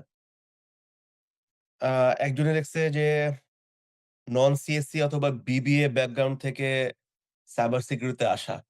যেকোনো সময়ে যেকোনো ব্যাকগ্রাউন্ড থেকে আসা যায়। আমি অনেকজনকে ইলেকট্রিক্যাল ইঞ্জিনিয়ারিং থেকে পাস করে খুব ভালো সফটওয়্যার ইঞ্জিনিয়ার হইতে দেখছি। সো জাস্ট জানার আগ্রহ আর ডেডিকেশন মোর দ্যান এনাফ। যেকোনো ফিল্ড থেকে যেকোনো জায়গায় আসার জন্য। বাট অনেক সময় হয় কি রিলেটেড ফিল্ড এ থাকলে একটু ইজিয়ার হয় পাঠটা। অন্য ফিল্ডে থাকলে একটু টাফার হয়। কিন্তু যার ডেডিকেশন থাকে এবং আগ্রহ থাকে তার জন্য আসলে কোন কিছুই বাধা না আরকি। তো অবশ্যই ওইসব সাইট থেকেও আসা যাবে যদি পাথটা ফলো করা যায়। তো ভাইয়া এখানে একটা জিনিস থাকে আরকি যে আপনি তো ডিটেইলস এ বলে দিচ্ছেন যে বিদেশে যাওয়ারও অনেকগুলো ওয়ে আছে আরকি। মানে যেভাবে আসলে তারা ক্যারিয়ার করতে চায়। তো সবসময় যে জিনিসটা আপনি বারবারই উল্লেখ করতেছেন যে আ মানে সে যেটাই শিখতেছে সেটার আসলে পুরো বেসিকটা ভালোমতো ক্লিয়ার আছে কিনা আরকি। তো এখন লার্নারদের একটা মেইন কনসেপ্টটা হচ্ছে গিয়ে মানে বিষয়টা হচ্ছে গিয়ে এরকম যে জানেই না আসলে তার বেসিক ক্লিয়ার আছে কিনা। সে তারা কিন্তু জানে না এবং এই যে ধরেন বেসিক ক্লিয়ার আ থাকার জন্য যে একটা প্র্যাকটিস করতে হয়, কোন মানে বিভিন্ন সময় যেমন ক যারা সফটওয়্যার ইঞ্জিনিয়ারিং আ রোলে যাইতে চায় তারা কিন্তু কম্পিটিটিভ প্রোগ্রামিং করার জন্য বিভিন্ন অনলাইন জাজে গিয়ে তাদের ওই প্র্যাকটিসটা করে। তো সাইবার সিকিউরিটি লাইনেও কি এরকম কোনো প্র্যাকটিস করার কোনো ওয়েবসাইট বা কোনো টুলস আছে কিনা যার মাধ্যমে তারা প্র্যাকটিস করতে পারবে? আ অনেক আছে, যাতে সে বুঝতে পারে অনেক আমার আছে। Basic clear. জি। হ্যাঁ, হ্যাঁ। এরকম আসলে মানে এরকম ল্যাব এনভায়রনমেন্ট অনেক আছে। আ যেটা হয় যে আমি এই মুহূর্তে এগুলোতে তো আর কাজ করা হয় না। কিন্তু আমি যেটা করতে পারি, আমি যেগুলোতে কাজ করছিলাম আগে, আ মেইনলি বিভিন্ন ভার্চুয়াল বক্স এস্টাবলিশ করে বা ক্রিয়েট করে সেগুলোতে ওই Kali Linux ইনস্টল করা থাকে। সেগুলোর মধ্যে আমরা বিভিন্ন ধরনের টুল ওই যে বললাম যে Nmap, তারপরে হইলো Metasploit, Aircrack, Hydra, John এই টাইপের বিভিন্ন টুল ইউজ করে তারপর সেগুলো দিয়ে বিভিন্ন জিনিস ক্র্যাক করা। তারপর যেমন দেখা যায় একটা SQL ইনজেকশন অ্যাটাক, একটা ওয়েবসাইট সিমুলেটেড ওয়েবসাইট থাকে। তো সেই ওয়েবসাইটের মধ্যে কিভাবে আমি একটা ইনজেকশন অ্যাটাক রান করব? বা আমি যদি অন্য সাইডে ভাবি যে একজন রান করতেছে, আমি কিভাবে স্যানিটাইজেশন করব ডেটাটা এবং কিভাবে ভ্যালিডেশন করব যে যাতে আ মানে রং ডেটা এন্ট্রি করতে না পারে। তো এই ধরনের আসলে অনেক ওয়েবসাইট আছে যেগুলো আসলে Google সার্চ করলেও পাওয়া যায় এবং বেশিরভাগই ফ্রি থাকে। আমি চাইলে এগুলোর কয়েকটা হয়তো ৩-৪ টা লিঙ্ক দিতে পারব। বাট এই মুহূর্তে আ দিলে আসলে বেশিরভাগ মানুষজন বুঝবে না বা মিস করবে আরকি rather than hmm, hmm, giving the list এটা একটা। আর আসলে মনে হয় আমরা ইউএসএ তে সবাই ঠান্ডায় জমে গেছি। Excuse me. তো আ 2nd যেটা সেটা হলো যে আ কনসেপ্ট ক্লিয়ার কিনা সেটার জন্য আসলে যে সার্টিফিকেট গুলো বললাম, সেটাই হলো ইম্পোর্টেন্ট। সার্টিফিকেটের ২ টা অ্যাডভান্টেজ। একটা অ্যাডভান্টেজ হলো আমি জিনিসগুলো জানতাছি। সো আমি জানলাম এবং প্রত্যেকটা সার্টিফিকেট অর্জন করতে হইলে আমাকে কিন্তু পরীক্ষা দিতে হয়। সো সেই পরীক্ষাটা দিলেই আমি বুঝতে পারবো যে আমি কি মানে অন দ্যা রাইট ট্র্যাক? আমি কি জিনিসগুলো বুঝছি কনসেপ্ট গুলো নাকি বুঝি নাই? এখন আমার কাছে মনে হতে পারে আমি তো পরীক্ষা দিতে গেলে আমার $৪০ খরচ হবে যদি CompTIA সিকিউরিটি প্লাস নেই। তো সেটার ক্ষেত্রে আমি যদি Google এ সার্চ দিয়ে বলি CompTIA security plus practice questions বা প্র্যাকটিস এক্সামস তাহলে অনেক মানে ফ্রি মানে বিভিন্ন কোয়েশ্চেন আসবে আরকি। তা আমি তখন সেগুলো ট্রাই করতে পারি। যে সে একটা কোয়েশ্চেন দিবে, মাল্টিপল চয়েস থাকবে। আ বাই দ্যা ওয়ে CompTIA মানে ইনিশিয়াল বা এন্ট্রি লেভেল সার্টিফিকেট গুলো কিন্তু মাল্টিপল চয়েস। সো এর জন্য আসলে এমন না যে আমাকে একটা ল্যাব এনভায়রনমেন্ট এ সলিউশন করতে হবে। বাট মিড লেভেলে গেলে যেমন OSCP বা CEH এগুলো কিন্তু মাল্টিপল চয়েস না। ল্যাব এনভায়রনমেন্ট থাকে। তো সেখানে যখন আমি একটা জিনিস অ্যান্সার করব, তো তখন আমি বুঝতে পারবো যে ও আচ্ছা। যেমন আমরা বলি যে মিড লেভেলে এগেইন এটা এন্ট্রি লেভেলের জন্য না। সাইবার সিকিউরিটির মেইনলি ১৩ টা ফিল্ড থাকে। কোর ফিল্ড থাকে। যেমন ইনসিডেন্ট রেসপন্স, ফরেনসিক অ্যানালিসিস, হ্যাঁ?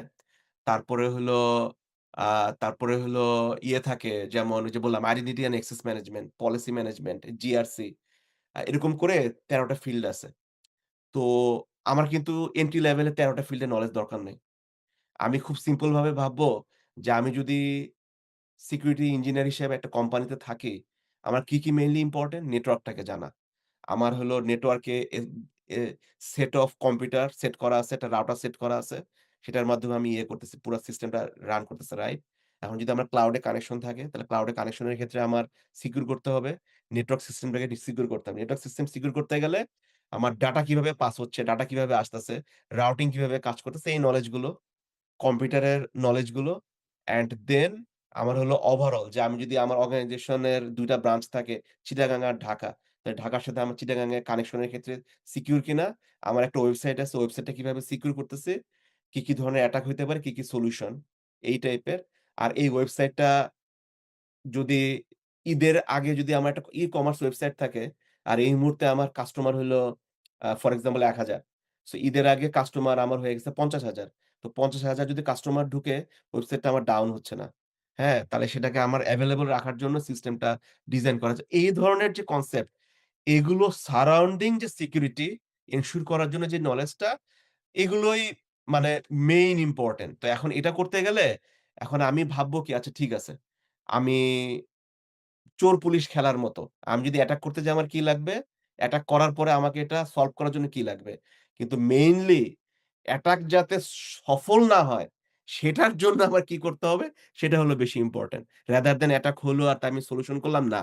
এটার মানে হলো যে আমার 99.99% ক্ষেত্রে অ্যাটাক যাতে সাকসেসফুল না হয়, তার জন্য আমার কি করতে হবে? আর যারা হলো পেনিট্রেশন টেস্টার বা রেড টিম সাইড এ কাজ করবে, ওরা ভাববে যে আমি কিভাবে অ্যাটাক সাকসেসফুল করব? even though there is a preventive solution in place. তো এটা আরকি নলেজটা।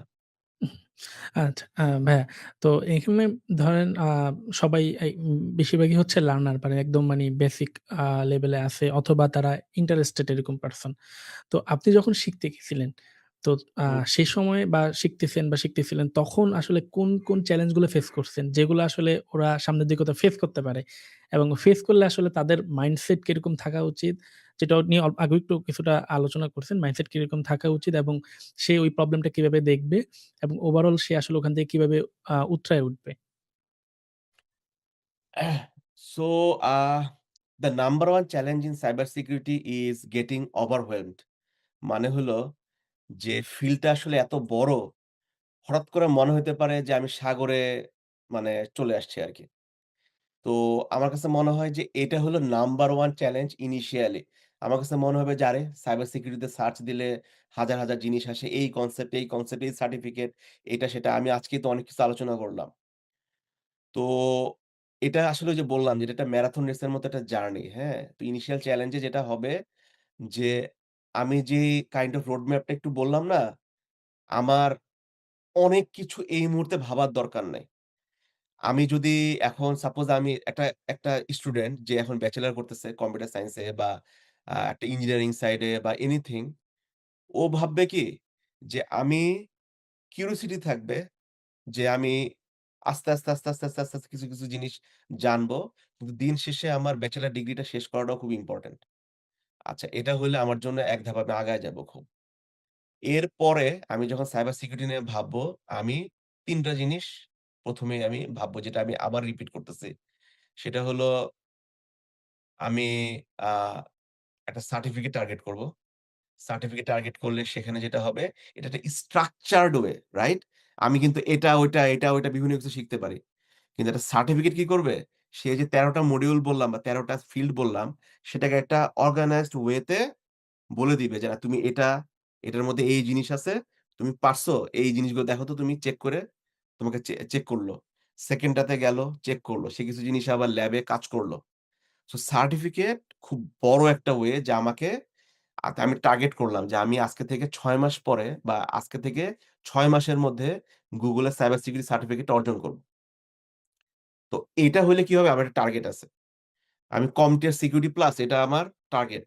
সো আমি যদি এই ধরনের একটা টার্গেট করি তাহলে এটা একটা পাথের মধ্যে রাখবে। আচ্ছা। 2nd যেটা সাইবার সিকিউরিটির ক্ষেত্রে চ্যালেঞ্জ সেটা হলো অনেক সময় যেটা হয় যে সিকিউরিটি সাইড এ নলেজ অর্জন করা ইজি। কিন্তু কোডিং করা সবার জন্য না। হ্যাঁ? এবং বললাম এগেইন যে একেকজনের এক্সপেরিয়েন্স, প্যাশন, জানার আগ্রহ একেকটা। একজন আর্টিস্ট সে যেভাবে মানে আমাদের পৃথিবীতে দরকার, একজন আর্কিটেক্ট যেভাবে দরকার ঠিক তেমনি একটা সফটওয়্যার ইঞ্জিনিয়ার দরকার। সো একেকজনের কন্ট্রিবিউশন থাকে একেক রকম, রাইট? সো আমি বলব যে একজনের যদি কোডিং করার আগ্রহ না থাকে কোডিং এ কোনো আগ্রহ না পায়, ইটস টোটালি ফাইন। হ্যাঁ? সো যেটা হয় যে সাইবার সিকিউরিটিতে হয়তো এন্ট্রি করার জন্য কোডিংটা অতটা ইম্পোর্টেন্ট না। কিন্তু চ্যালেঞ্জ হবে আ অ্যাডভান্স করার জন্য ক্যারিয়ারটা বা জুনিয়র পজিশন গুলোতে ভালোমতো কাজ করার জন্য। আর বাইরে তো অবশ্যই কোডিংটা একটু জানা। তো এটার ক্ষেত্রে আমরা যেটা করতে পারি যে অনেক সময় হয় কি কোডিং এর ক্ষেত্রে আমি যেটা চ্যালেঞ্জ ফেস করছি। আমি মনে করলাম যেকোনো একটা প্রোগ্রামিং ল্যাঙ্গুয়েজ চুজ করছি জাভা, কোডিং শুরু করলাম। আচ্ছা এই কনসেপ্ট এটা অবজেক্ট ওরিয়েন্টেড প্রোগ্রামিং এটা সেটা বোঝার চেষ্টা করতেছি। এগুলোর থেকে আমি যদি নিজেকে একটা প্রবলেম দেই যে, না আমি একটা ট্রেডিং সিস্টেম বানাবো। এই প্রবলেমটা দিলে তখন কিন্তু আমি ওই প্রবলেমটা সলভ করার জন্য কাজ করতেছি।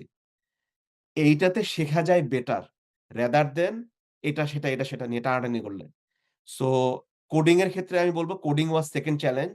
সো কোডিং এর ক্ষেত্রে একটা প্রবলেম যদি আমি সেট করি যে মনে করলাম যে ঠিক আছে আমি একটা ডাটাবেস বানাবো ফর এক্সাম্পল। একটা এক্সাম্পল দিচ্ছি। সো ডেটাবেস বানাতে গেলে আমার সিস্টেমটা কিভাবে বিল্ড করব Python ইউস করে। এটা যদি আমি নিজেকে একটা প্রবলেম দিই এবং সেটা যদি আমি সলভ করি, এইটাতে শেখার লার্নিং কার্ভটা থাকে much faster. So rather than just understand different concepts and here and there. So এটা হলো 2nd চ্যালেঞ্জ ছিল কোডিং। আর 3rd চ্যালেঞ্জ ছিল সাইবার সিকিউরিটির কিছু কনসেপ্ট আছে যেগুলো বেশ কঠিন। হ্যাঁ? কঠিন বলতে মানে একদম রিয়েলি আন্ডারস্ট্যান্ড করতে হয় যে কি হচ্ছে। তো এখন যেটা দেখা যায় যে আমি যদি যেমন ওইযে বললাম যে এগেইন আমি যদি খুব সিম্পল একটা যেটা সবাই বুঝে এজন্য বারে আমি এই কনসেপ্টটা আনি। Authentication and authorisation. এখন এভাবে ভাবতে পারি যে অথেন্টিকেশন ও আচ্ছা তার মানে হলো যেকোনো কনসেপ্ট আমি বুঝছি কিনা বোঝার জন্য ইজি ওয়ে হলো আমি যদি এটা অনেকে হাসবে তারপরেও বলি। আমি যদি একটা কনসেপ্ট আমার দাদিকে বলতে পারি এবং সে যদি বোঝে, তার মানে হলো আমি নিজে খুব ভালো বুঝছি। আমি যদি আমার দাদিকে বলি অথেন্টিকেশন, গল্প করতেছি যেহেতু এটা আড্ডার মতো।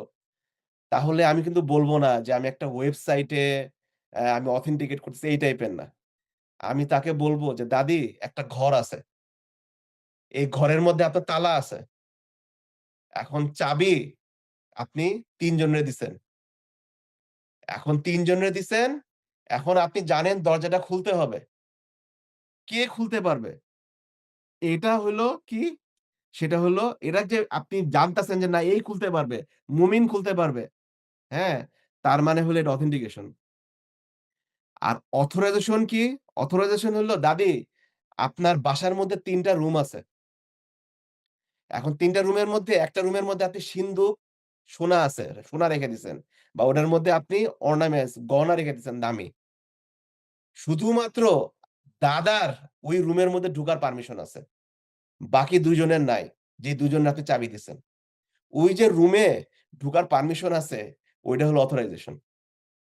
সো এভাবে যদি কনসেপ্ট দাদিরে বলা যায়, দাদি যদি বোঝে, দাদি যদি বলে, "বাবা তুমি ঠিকই বলছো। আমি বুঝছি তো এবার।" তার মানে হলো আমি কনসেপ্টটা বুঝি। আর যেখানে একটা জিজ্ঞেস করলে ওই যে জার্গন বলি না আমরা? যে আ মানে খুব টেকনিক্যাল ওয়েতে বললাম, "হ্যাঁ, if there is a website and then if someone tries to access into the website" এরকম মানে ইট সাউন্ডস গুড বাট দিন শেষে অনেক কনসেপ্ট আছে সাইবার সিকিউরিটি যেগুলো হলো প্লেন ভাবে হয়তো বলা যাচ্ছে না বা মানুষজন বলতে পারতেছে না। যখনই আমার কাছে মনে হবে আমি জিনিসটা বলতে পারতেছি না প্লেন ইংলিশে আ দেন I have not understood the full concept. So ৩ number জিনিস যেটা চ্যালেঞ্জ সেটা হলো যেকোনো কনসেপ্টকে প্লেইন ইংলিশে বোঝা বা মানে প্লেইন ল্যাঙ্গুয়েজ এ বোঝা আরকি। তো এটা হলো ৩ নাম্বার চ্যালেঞ্জ। আর ৪ নাম্বার চ্যালেঞ্জ বলব না, স্পেশালি মিড লেভেলে সার্টিফিকেশন গুলো কস্টলি। মানে মিড লেভেলে, এন্ট্রি লেভেলে না। বাট এগেইন মানে যখন someone is at the mid level, so he or she has enough money to cover those, right? So অনেক সময় হয় কি যে এটা একটু কস্টলি থাকে। কিন্তু আ তেমন কস্টলি না। দেখা যায় যে হয়তো $৪০-৫০ ৳৫,০০০ পড়ে এরকম আরকি।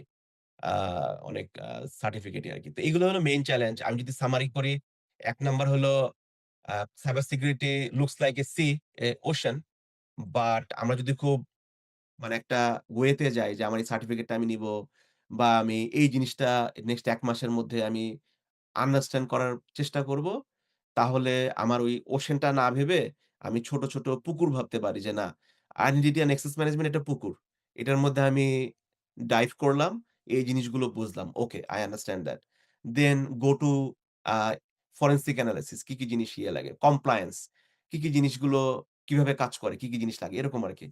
2nd যেটা বলব সেটা হলো কোডিং ল্যাঙ্গুয়েজ। সো একটু মানে আমি যদি ইভেন এটাও বলি যে জাস্ট আন্ডারস্ট্যান্ড করা কনসেপ্ট গুলো, একটা প্রবলেম দিয়ে জিনিসটা সলভ করা এবং রিপিট করা এটা। 3rd হলো আ প্লেইন ল্যাঙ্গুয়েজে প্লেইন ল্যাঙ্গুয়েজে একটা জিনিস কনসেপ্ট বোঝা। আর 4th হলো cost but not challenge. But এটা একটা ব্যাপার আরকি। আচ্ছা। ঠিক আছে। থ্যাংক ইউ সো মাচ ভাইয়া। তো আম এখানে একজন কোয়েশ্চেন করছে যে, "ভালো কম্পিটিটিভ প্রোগ্রামিং কি হেল্প করবে সাইবার সিকিউরিটিতে?" তো ভাইয়া অ্যান্সার দেওয়ার আগে আমি এখানে বলে দিই যে, অলরেডি ভাইয়া বলছে যে, কোডিং কিন্তু একটা চ্যালেঞ্জের বিষয় থাকে। সো যারা কম্পিটিটিভ প্রোগ্রামিং করে তাদের কোডিং এর চ্যালেঞ্জটা কিন্তু পার হয়ে গেছে আরকি। বাট আরো যে চ্যালেঞ্জ গুলো আছে যে, মানে যে টপিক গুলো শিখতে হবে। হয়তোবা আ যদি কেউ কম্পিটিটিভ প্রোগ্রামিং করে থাকো তাহলে তো অলরেডি বুঝতেছো যে, তোমার হয়তোবা আ ডিপি রিলেটেড প্রবলেম থাকে, ডায়নামিক প্রোগ্রামিং রিলেটেড প্রবলেম থাকে, হয়তোবা গ্রাফ রিলেটেড প্রবলেম থাকে, ট্রি রিলেটেড প্রবলেম থাকে, অথবা ব্রুট ফোর্স প্রবলেম গুলো থাকে। তুমি তো একসাথে সব প্রবলেম সব টেকনিক তো শেখো না। আ একটা সিরিয়ালি একটা ধাপ ধরে শিখো। অথবা সফটওয়্যার ইঞ্জিনিয়ারিং লাইনে তুমি যদি দেখো যে অনেক কিছু আছে। মেশিন লার্নিং ইঞ্জিনিয়ার আছে, তারপর হচ্ছে ওয়েব ডেভেলপার আছে, অ্যাপ ডেভেলপার আছে। কেউ তো চাইলে তো সব একসাথে শিখবে না। হয়তোবা একটা আ সেট করবে, তারপর ওইটার উপর শিখবে আরকি। তো সাইবার সিকিউরিটিতে এরকম অনেক সেক্টর আছে, অনেক মানে অনেক রকম জবের অপরচুনিটি আছে। সো যেকোনো একটা জায়গা যে চুজ করে বা ২ টা জায়গা চুজ করে, অথবা একটা কোর্স যেটা ভাইয়া আবারও বলতেছে Google যে সাইবার সিকিউরিটি সার্টিফিকেশন কোর্সটা আছে, ওই কোর্সটা যা শিখাচ্ছে সেগুলো ভালোমতো শেখা। এবং পাশাপাশি হচ্ছে যা শিখতেছি সেগুলো যাতে হচ্ছে একবারে সিম্পল ওয়েতে বুঝাইতে পারে একজনকে, সেই জিনিসপত্রগুলো কিন্তু থাকলে মোটামুটি সাইবার সিকিউরিটিতে ক্যারিয়ার করা শুরু করা যাবে আরকি। তো এদিক থেকে হচ্ছে একজন কোয়েশ্চেন করছে যে, ডিপ্লোমা করতেছে এবং সে CCNA এর একটা যে সার্টিফিকেট আছে সেই সার্টিফিকেশন করা আছে এবং পাইথন এর বেসিক নলেজ আছে। যদিও ভাইয়া এটা রিলেটেড অলরেডি অ্যান্সার দিছেন, বাট সে পার্সোনালাইজ ভাবেই হয়তো জিজ্ঞেস করতে চাচ্ছে আরকি, জানতে চাচ্ছে যে এখন আসলে তার কি করতে হবে? তার জন্য সে যে পাথে আছে আমি আমার সেম পাথে ছিলাম। আমি যখন বুয়েটে কম্পিউটার সায়েন্স এ ছিলাম তো তখন ভাবলাম যে আ আমাদের সময় তো আসলে ইন্টার্নশিপ অপশন গুলো আরো অনেক লিমিটেড ছিল। আমি এক্সাক্টলি 3rd ইয়ারে সিসিএনএ করছিলাম এবং আ আমি যেহেতু কম্পিউটার সায়েন্স এরও কনসেপ্ট গুলো ক্লিয়ার থাকে তখন আমি 3rd ইয়ারে কোডিংটা মোটামুটি ভালোই পারি। আর যেটা হইছে যে আ কম্পিউটার সিস্টেম সম্বন্ধে যেহেতু আমাদের নলেজ ছিল কম্পিউটার সায়েন্স এ পড়ার কারণে, তো আমি এরকম একটা কোম্পানিতে ইন্টার্নশিপ মেইনলি না মানে পার্ট টাইম কাজ মানে বাংলাদেশে তখন পার্ট টাইম বলত আরকি। তো পার্ট টাইম একটা কাজে ঢুকছিলাম। তো তখন আমার পজিশন ছিল IT administrator. So basically IT administrator এই টাইপের পজিশনে সিসিএনএ খুবই ভালো একটা সার্টিফিকেট। কারণ সিসিএনএ নেটওয়ার্কিং এর ফুল কনসেপ্টটা কাভার করে। এবং এর পাশাপাশি মানে সিস্টেম সম্বন্ধে জানা, কিভাবে আমি জিনিসগুলো মেইনটেইন করব, প্যাকেট, রাউটিং কিভাবে কাজ করে, ডাটা কিভাবে ট্রান্সফার হয়, নেটওয়ার্ক কিভাবে প্রোটেক্ট করব, ফায়ারওয়াল এগুলো-টেগুলো সব কভার করে আরকি। সো আ যেই ভাইটা এই কথাটা বলছে, খুবই ভালো একটা কাজ করতেছে সে। সো আ সে যদি বেরও হয় এবং ডেফিনিটলি মানে এটা হলো অনেকটা ওই যে আমি যেটা ফার্স্ট ইয়ার বলছিলাম, উইথআউট এনি এক্সপেরিয়েন্স। সেই এক্সপেরিয়েন্স এর যে পজিশন গুলো থাকে যে আইটি অ্যাডমিন বা আইটি সাপোর্ট বা আ সাপোজ অ্যানালিস্ট লেভেল 1 এই টাইপের যে পজিশন গুলো থাকে সেগুলোর জন্য সিসিএনএ আ একটা another good certificate to have. আর এর পাশাপাশি কনসেপ্ট গুলো ক্লিয়ার করা আ সেগুলো আরকি খুব ইম্পোর্টেন্ট।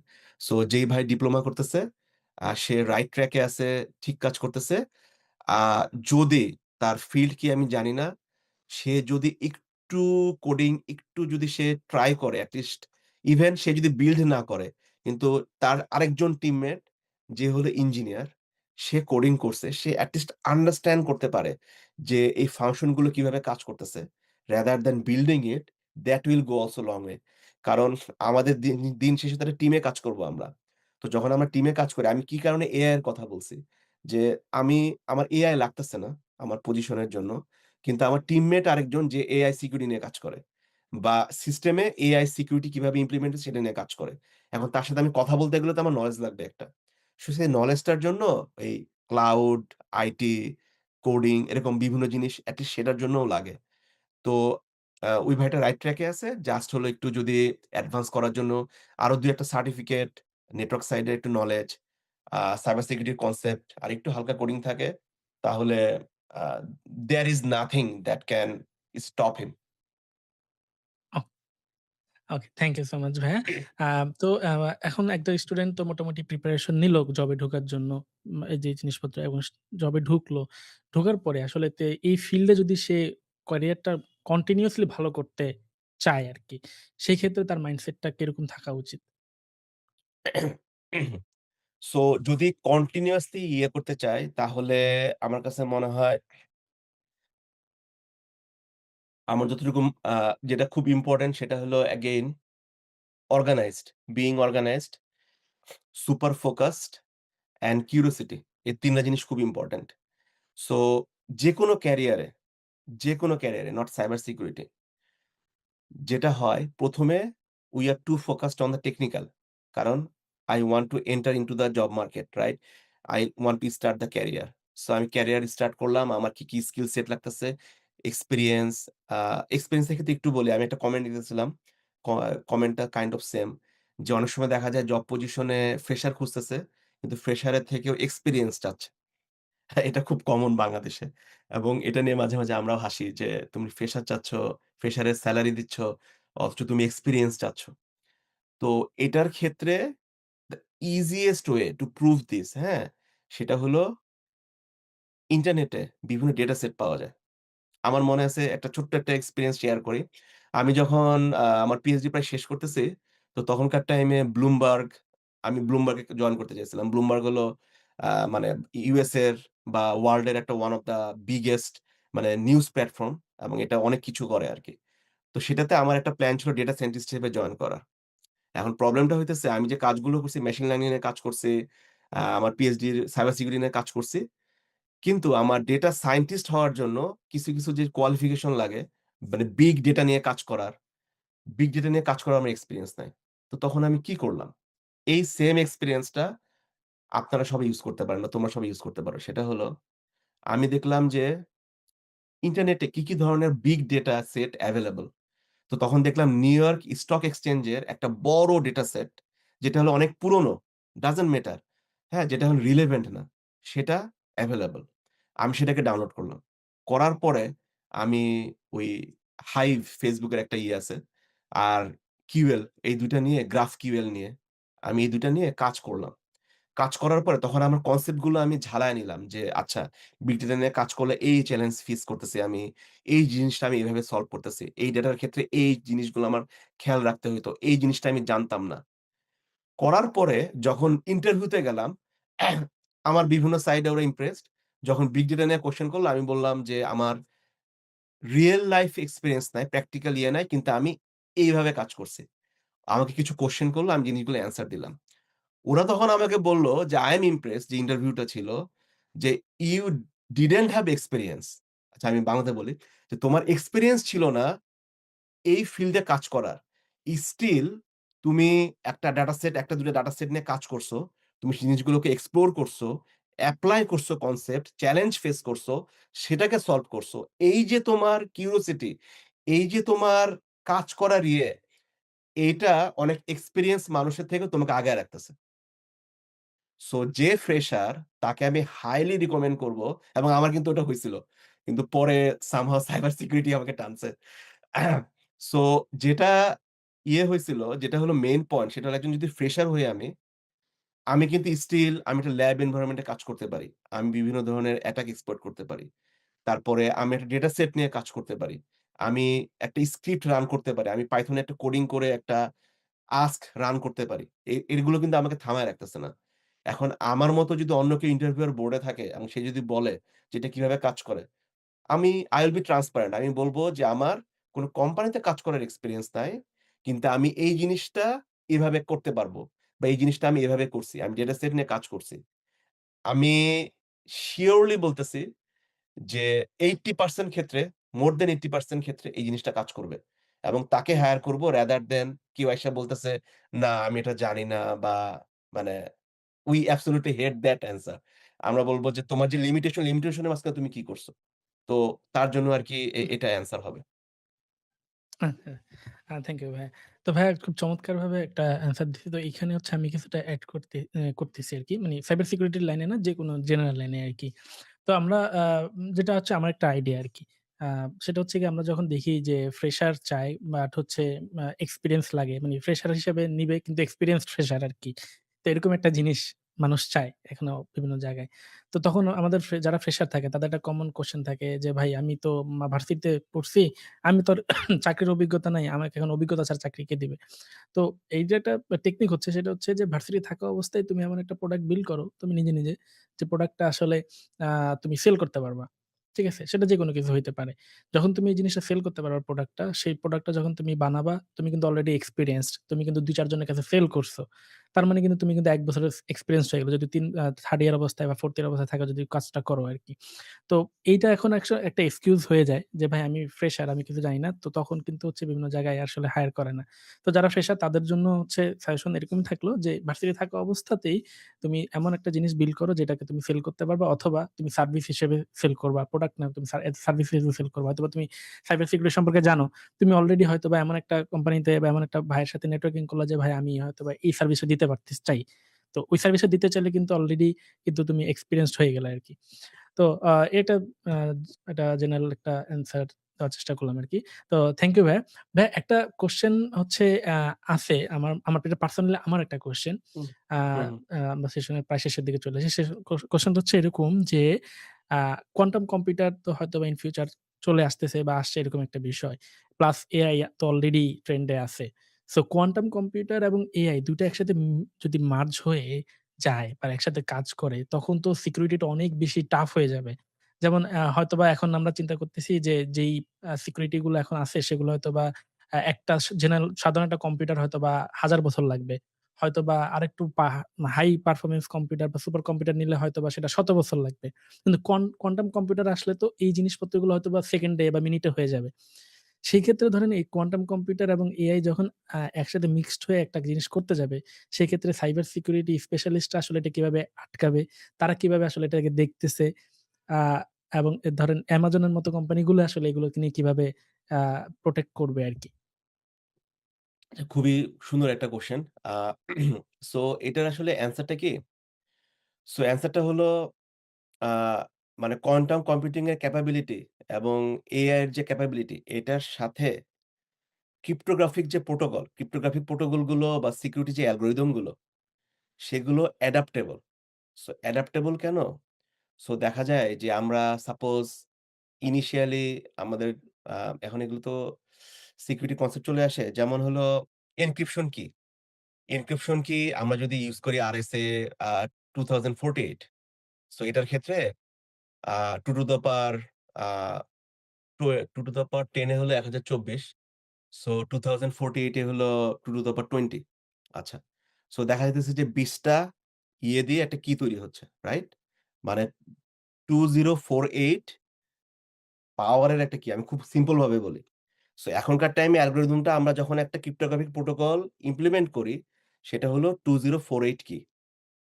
এখন সেটার জন্য একটা সুপার কম্পিউটারের ক্র্যাক করতে লাগে 986 ইয়ার্স। আচ্ছা। এখন কোয়ান্টাম কম্পিউটিং কিন্তু অলরেডি ইন দ্যা মার্কেট। কিন্তু কোয়ান্টাম কম্পিউটিং ইন্ডাস্ট্রি লেভেলে আসে নাই, গভর্নমেন্ট লেভেলে আসছে। যখন আমি IBM এ ছিলাম তখন IBM আর Google হলো quantum computing A ১-২ kind of সবসময় কম্পিটিশন করে।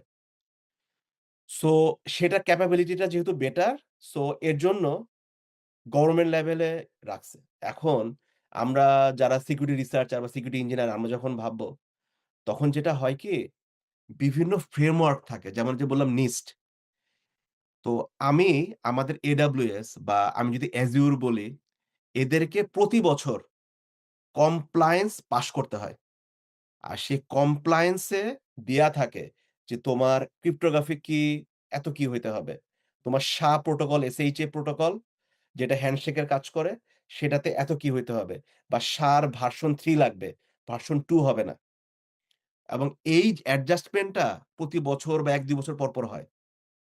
এখন যেটা 2048 সেটা যদি দেখে যে quantum computing almost close two crack this তখন যেটা করবে যে সিকিউরিটি যে কাউন্সিল ওরা সেটাকে 40 4.8 বানায় দিবে। যে এখন তোমাদের ইন্ডাস্ট্রি স্ট্যান্ডার্ড হবে 4048। এখন 4048 হলে এটা কিন্তু দ্বিগুণ হয় না। এটা হয় এক্সপোনেনশিয়াল এ। সো সেটা ১,০০০ বছর থেকে হয়ে যাবে ১,০০,০০০ বছর ক্র্যাক করা। মানে এটা কিন্তু ১,০০০ বছর ছিল, এখন সেটা ২,০০০ বছর হবে না। এটা কিন্তু 2 এর এক্সপোনেনশিয়াল। সেটা তখন হয়ে যাবে ১,০০,০০০ বছর। সো এখন কোয়ান্টাম কম্পিউটিং যদি সুপার অ্যাডভান্স ও হয়, ইট উইল বি বিহাইন্ড।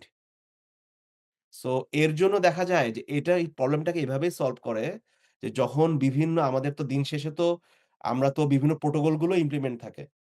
তো সেগুলোর স্ট্যান্ডার্ড থাকে। সিকিউরিটি কাউন্সিল ওই রিস্ক অনুযায়ী স্ট্যান্ডার্ড গুলোকে আপগ্রেড করে প্রতি বছর। যখনই আপগ্রেড করে তখন প্রত্যেকটা কোম্পানিকে রান করতে হলে সে আপগ্রেড প্রোটোকলটাকে ফলো করতে হবে। না হলে সে সার্টিফিকেশন ফেইল করবে। আর সার্টিফিকেশন ফেইল করলে সে কোম্পানিতে কেউ কাজ করবে না কোম্পানির সাথে। তো এভাবে আরকি এই জিনিসটা মেইনটেইন হয়। আ আর আইটির ক্যাপাবিলিটি রাদার দ্যান আ মানে এই স্কেল ক্যাপাবিলিটি আইটিরটা হইলো more like bringing 0 day vulnerability মানে যেটা হলো এখনো আইডেন্টিফাই হয় নাই। এটার ক্ষেত্রে আরকি ভালনারেবিলিটি গুলো বেশি। But we are talking about a super advance concept. But এভাবে আচ্ছা। আরকি জিনিসটা থ্যাংক আরকি ইউ সলভ ভাইয়া। করা পসিবল। জি। হ্যাঁ, থ্যাংক ইউ ভাই। আমরা সেশন একবার শেষে চলে আসছি। আমরা লাস্ট কিছু ২-১ টা কোয়েশ্চেন একসাথে হুম। করতেছি। করে আমরা হ্যাঁ, হয়তোবা হ্যাঁ। সেশনটা শেষ করব। সেটা হচ্ছে যে আ মানি ব্যয়বহুল সার্টিফিকেশন। ব্যয়বহুল সার্টিফিকেশন বলতে কিন্তু যে ৳৫,০০০ বা ৳৬,০০০ হচ্ছে গিয়ে এরকম একটা বিষয় ভাই বলছে। এটা খুব একটা বেশি না যারা মিড লেভেলে থাকে। তারপরে একজন কোয়েশ্চেন করছে ব্যয়বহুল সার্টিফিকেশন ছাড়া শুধু স্কিল ও প্রজেক্ট দিয়ে কি চাকরি করা যথেষ্ট? তার একটা নাম্বার ১ কোয়েশ্চেন। ২ নাম্বারটা হচ্ছে Amazon এর মতো কোম্পানিগুলোতে ইন্টার্ন বা ফ্রেশার হিসেবে কাদেরকে খোঁজে? এবং Amazon এর মতো বড় কোম্পানিগুলোর মধ্যে আসলে সাইবার আ আক মানে সাইবার অ্যাটাক গুলো কোনগুলো হয়? কোন টাইপের সাইবার অ্যাটাক গুলো হয়? এই ৩ টা কোয়েশ্চেন। আরেকটা লাস্ট কোয়েশ্চেন সেটা হচ্ছে যে একজন বলতেছে এটা স্বাভাবিক যে কোনটা বেটার হবে? বলতেছিল যে সাইবার সিকিউরিটিতে সে ব্যাচেলর করবে নাকি সফটওয়্যার ইঞ্জিনিয়ারিং এ নাকি কম্পিউটার সায়েন্স এ? যদি সে সাইবার সিকিউরিটিতে এন আ ক্যাডার করতে চায়। তো এই ৪ টা কোয়েশ্চেন ভাইয়া একসাথে একটা অ্যান্সার দিলে আচ্ছা, ভালো হয়। একটু হয়তো ৪ টা কোয়েশ্চেন একবারে করাতে মিলায় ফেলতে পারি। সো একটা করে করলে জি। আমার জন্য ভালো হয়। আমি লাস্টেরটা আমার মনে আছে। So cyber security, software engineering, CSC. আচ্ছা। আহ সফটওয়্যার ইঞ্জিনিয়ারিং কোর্সটা বা ডিগ্রিটা আমার কাছে একদমই নতুন। নতুন বলতে বুঝাচ্ছি যে আ সিএসসি আসলে কাইন্ড অফ কভার করে এভরিথিং। সাইবার সিকিউরিটি ফোকাসড হওয়া পসিবল। আমাকে যদি চুজ করতে বলা হয় তাহলে আমি সিএসসি চুজ করব। তার কারণ হলো CSC not necessary cyber security বা সফটওয়্যার ইঞ্জিনিয়ারিং ফোকাস করে। CSC build the foundation. So CSC হলো এমন একটা জিনিস যেটা হলো যে একটা বাড়ি যেমন তৈরি করতে গেলে আমার ফাউন্ডেশন লাগে যে নিচে। ফাউন্ডেশন যত স্ট্রং হবে বাড়িটা তত টিকে থাকবে কঠিন টাইমে। সিএসসি হলো সেরকম একটা সাবজেক্ট। সো সিএসসি তে সমস্ত কনসেপ্ট ক্লিয়ার করবে, কোডিং শিখাবে, সফটওয়্যার ইঞ্জিনিয়ারিং শিখাবে, সাইবার সিকিউরিটি কনসেপ্ট শিখাবে। সো এটাতে যেটা হবে যে সিএসসি থেকে আমার সাইবার সিকিউরিটি আমি চুজ করি, সফটওয়্যার ইঞ্জিনিয়ারিং চুজ করি, আমার সাকসেস রেটটা বেড়ে যাবে। আর সাইবার সিকিউরিটি আমি চুজ করতে পারি। কিন্তু এমনও তো হইতে পারে যে ২ বছর পর আমার ভাল লাগতেছে না। তখন তো আমার সিএসসির বা সফটওয়্যার ইঞ্জিনিয়ারিং এর কনসেপ্ট অনেক কম থাকবে। সিএসসির ডিগ্রি হলো ওয়াইডলি অ্যাকসেপ্টেবল। কিন্তু সাইবার সিকিউরিটির জন্য কিন্তু আমার জব পজিশন কমে যাচ্ছে। কোন সেন্সে? সিএসসি পাস করার পরে আমি সফটওয়্যার ইঞ্জিনিয়ারিং এ যেতে পারব। আমি ডেটা অ্যানালিস্ট এ যেতে পারব। আমি সফটওয়্যার ডেভেলপার হতে পারব। সফটওয়্যার ইঞ্জিনিয়ার হইতে পারব। আমার জব পজিশন অনেক ওপেন। কিন্তু আমি সাইবার সিকিউরিটি হলে শুধু সাইবার সিকিউরিটি। সো আর সফটওয়্যার ইঞ্জিনিয়ারিং এটাও এখনো ওয়েল রিকগনাইজড না।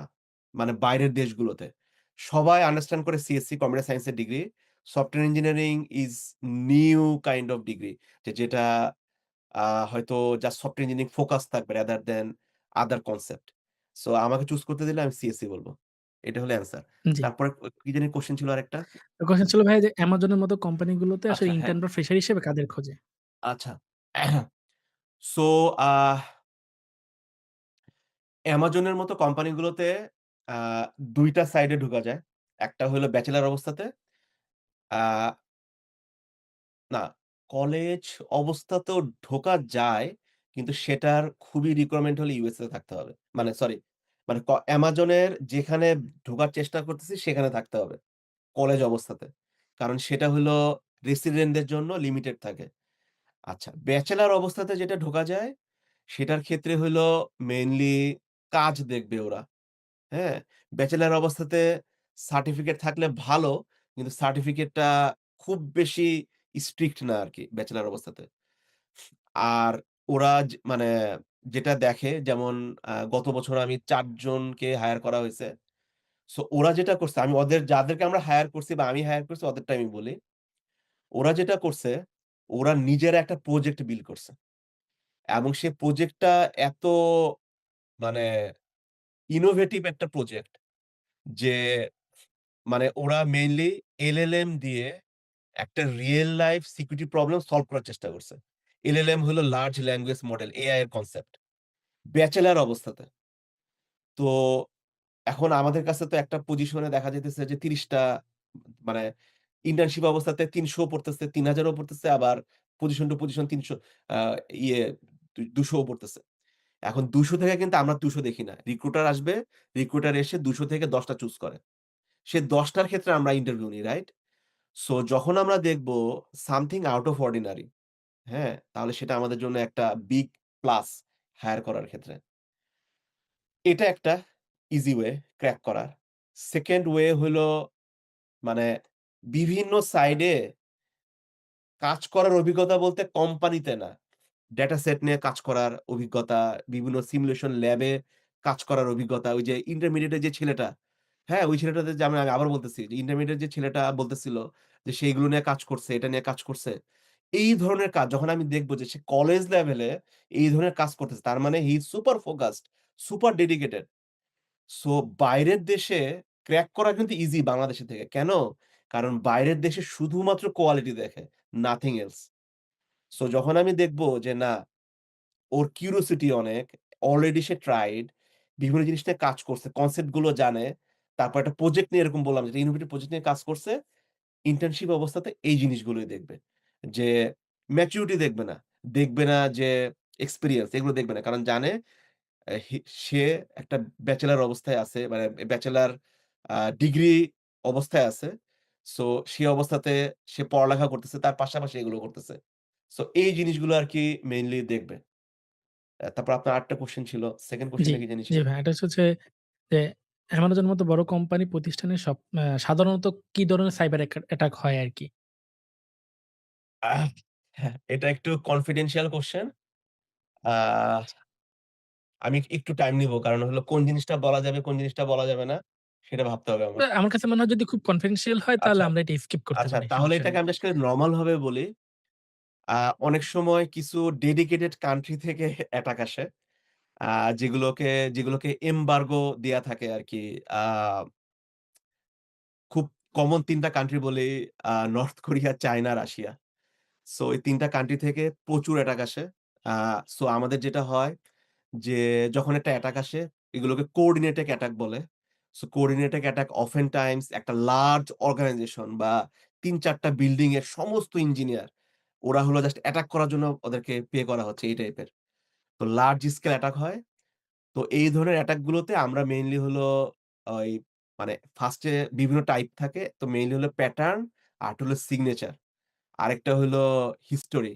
সো এই ৩-৪ টা কমন জিনিসের উপর বেস করে আমরা আইডেন্টিফাই করার চেষ্টা করি যে ফার্স্ট জিনিসটা হলো খুব ইম্পোর্টেন্ট যে সিগনেচার। সো সিগনেচার প্যাটার্ন দেখে আমরা বুঝি যে অরিজিনেশন ফ্রম হোয়ার। আর সিকিউরিটি অ্যাটাক এর ক্ষেত্রে ফার্স্ট অ্যান্ড ফরমোস্ট রুল থাকে মানে ট্রেস রিমুভ করে ফেলা।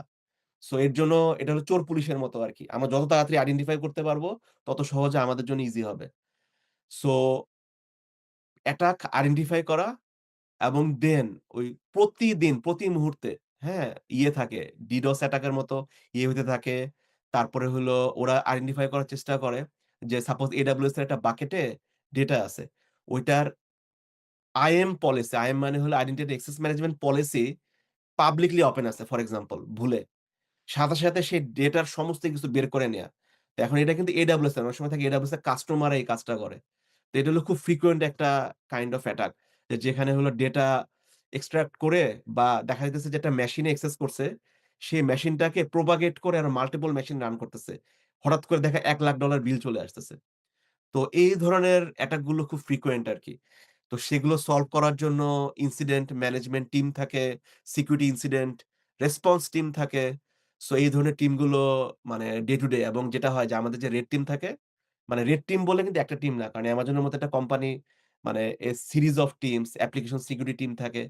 তো এই টিমগুলো প্রতি মুহূর্তে ইন্টারনালি এক্সপ্লয়েট করার চেষ্টা করে। তার মানে ওরাই আমাদের সিস্টেম এক্সপ্লয়েট করার চেষ্টা করতেছে। এবং যখন একটা ফাইন্ডিং পায় সাথে আমাদেরকে রিপোর্ট করে যে এখানে কিন্তু সিস্টেমটা উইক। তখন কিন্তু আমরা সলভ করার চেষ্টা করি। Amazon এর কিন্তু availability 99.999999% তার মানে হলো প্রতি বছরে জেনারেলি ২৮ সেকেন্ডের বেশি ২৮ বা ৩০ সেকেন্ডের বেশি ডাউন থাকতে পারবে না সিস্টেম। এটা এনশিওর করার চেষ্টা করে। সো মানে that's how efficient we need to be. আচ্ছা হুম, আরেকটা মানে গ্রেট। কোয়েশ্চেন ছিল বা এরকম ছিল জি। কিছু? হ্যাঁ, আরেকটা কোয়েশ্চেন ছিল। সেটা হচ্ছে ওই যে বলতেছিল আরকি যে যদি মানে স্কিল দিয়ে কি জব পাওয়া যাবে কিনা? মানে যেগুলো হচ্ছে টাকা লাগে সার্টিফিকেট করতে অনেক টাকা-পয়সা খরচ হয়। এই সার্টিফিকেশন ছাড়া শুধুমাত্র স্কিল বা সামথিং প্রজেক্ট করে জব পাওয়ার পসিবিলিটিটা কেমন?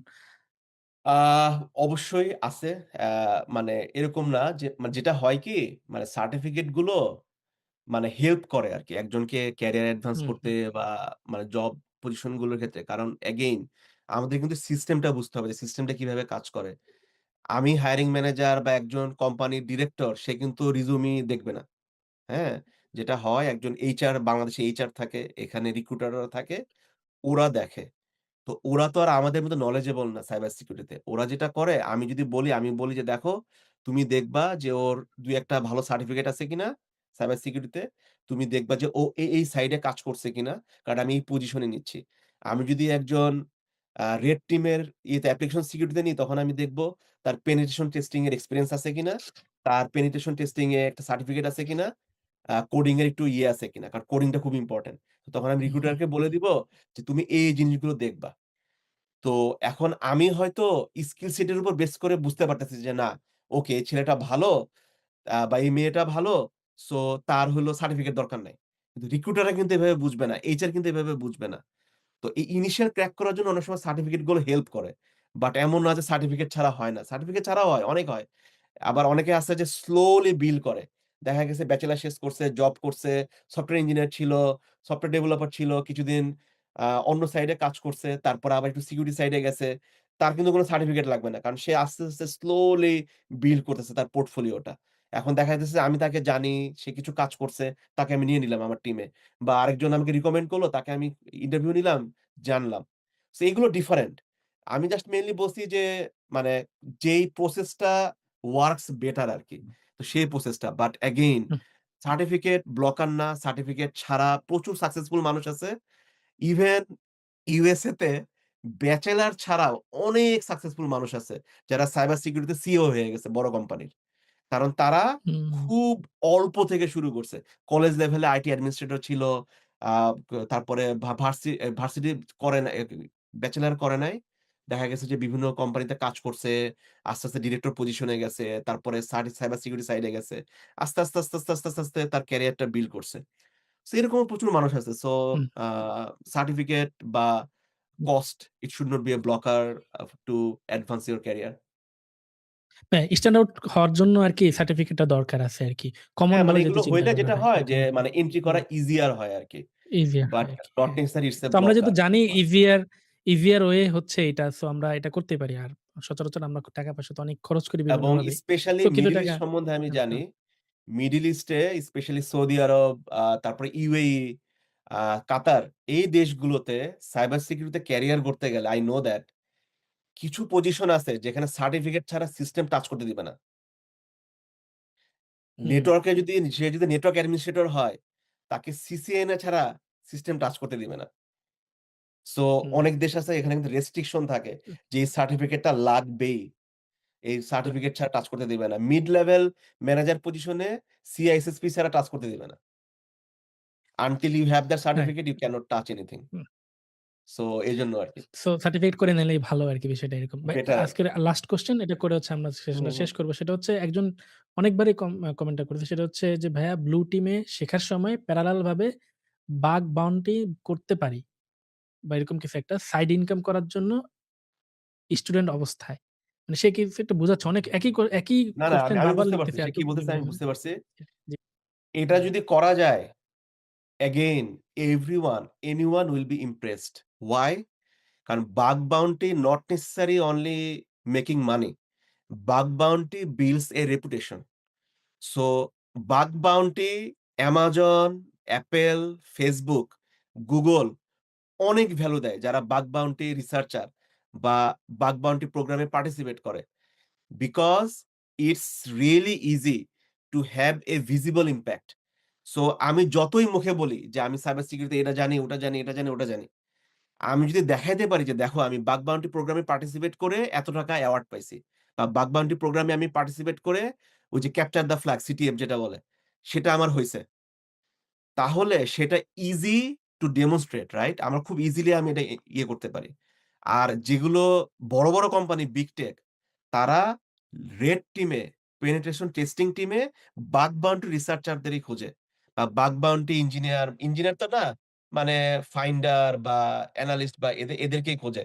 কারণ তারা already demonstrate the experience. So আর সাইড ইনকাম হলে হোয়াই নট? সিউর? জি। ঠিক আছে। থ্যাংক ইউ সো মাচ ভাইয়া। অনেক, অনেক ধন্যবাদ। সেশনে অনেক লম্বা সময় দেওয়ার জন্য। এখানে কিছু কোয়েশ্চেন আছে যেগুলো আসলে অলরেডি এই সেশনে ভাইয়া মাল্টিপলস টাইম বলছে আরকি। সো আ না আপনারা যারা হচ্ছে এই কোয়েশ্চেন গুলো করতেছেন তারা সেশনের রেকর্ডিং আমরা YouTube এ এবং বিভিন্ন প্ল্যাটফর্মে দিব। সেটা আবার একবার দেখবেন। দেখলে আশা করি অ্যান্সারটা পেয়ে যাবেন আরকি। সো ভাইয়া সেশনটা শেষ করে ফেলবো। তার শেষ করার সময় হচ্ছে আপনার দিক থেকে আ ফাইনাল কোনো কথা আছে কিনা আরকি যেটা আমাদের সাথে শেয়ার করতে চান? ফাইনাল কথা আসলে বলতে চাই যে আমরা স্পেশালি যারা আ বাইরের দেশে আছি বা বিগ টেক গুলোতে আছি, আমরা খুব চাই বাংলাদেশীরা মানে সাইবার সিকিউরিটিতে আসুক, এখানে ভালো করুক, বাইরের দেশগুলোতে আসুক, এখানে ক্যারিয়ার গড়ুক। সো আমরা অলওয়েজ মানে মানে ১ পা না আসলে ২ পা দিয়ে বসে থাকি যে হেল্প করার জন্য। আ কিন্তু আসলে অনেক সময় হয় যে আ মানে রাইট কোয়ালিটিটা না থাকার কারণে বা কিছু গ্যাপ থাকার কারণে আমরা হায়ার করতে পারি না। সো আ সো এজন্য আমি আসলে বলব যে আমি সবসময় চেষ্টা করি এবং আমাদের সাথে আসলে অনেক বুয়েটিয়ান বা ঢাকা ইউনিভার্সিটি বা বিভিন্ন জায়গা থেকে অনেক মানুষজন আছে যারা এই সাইডে কাজ করে। যদিও অল্প, নাম্বারটা অল্প সাইবার সিকিউরিটিতে। সফটওয়্যার ইঞ্জিনিয়ারিং এ অনেক বেশি। তো এর জন্য আ অলওয়েজ ওয়েলকাম করি যেকোনো ধরনের কোয়েরি, কোয়েশ্চেনস বা any way I can help. আর 2nd থিং যেটা বলব যে আ সাইবার সিকিউরিটিতে ক্যারিয়ার গড়ার ক্ষেত্রে মানে খুব কঠিনভাবে ভাবার কিছু নাই। আ মানুষ অনেক কঠিন, কঠিন কাজ করতে পারে, অনেক ইম্পসিবল কাজ করতে পারে। মেইনলি ২ টা জিনিস লাগে মানুষকে যেকোনো পজিশনে পৌঁছানোর জন্য। একটা হলো ডেডিকেশন, আরেকটা হলো কনসিস্টেন্সি। সো অনেক সময় যেটা হয়, আমরা মনে করি যে ১ মাসের মধ্যে আমরা প্রচুর কাজ করব, এটা করব, ওটা করব। হঠাৎ করে আমরা কনসিস্টেন্ট থাকি না, হারায় ফেলি। সো আমরা যদি প্রতিদিন ১০ মিনিটও টাইম দেই, কিন্তু আমরা যদি ১ বছর কনসিস্টেন্ট থাকি, এইটা যেই পরিমাণ ইমপ্যাক্ট ফেলবে, সাইবার সিকিউরিটির প্রতি ভালোবাসা, তারপরে enthusiasm এগুলো ক্রিয়েট করবে রাদার দ্যান ১ মাসে আমি প্রতিদিন ১ ঘন্টা করে কাজ করতেছি, তারপরে ভুলে গেলাম। So cyber security build on 3 things mainly মানে যদি ক্যারিয়ার গড়তে চায়। কিউরিওসিটি জানার আগ্রহ, কনসিস্টেন্সি যাতে আমি সবসময় কনসিস্টেন্ট থাকি, অল্প, অল্প করে জানি, অল্প করে হলেও। আর থার্ড হলো ডেডিকেশন। যাতে আমি ডেডিকেটেড থাকি যে আমি যদি করতে চাই তাহলে আমি করব।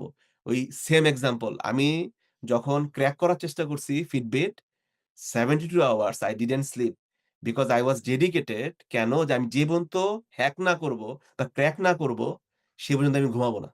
সো আমি হলো রিভার্স ইঞ্জিনিয়ারিং করে 40% ক্র্যাক করে তারপর ঘুম দিছিলাম। আর পারতেছিলাম না। তো এই ধরনের মাঝে, মাঝে ডেডিকেশন লাগে। মানে ক্যারিয়ারে খুব ভালো করতে হলে আরকি।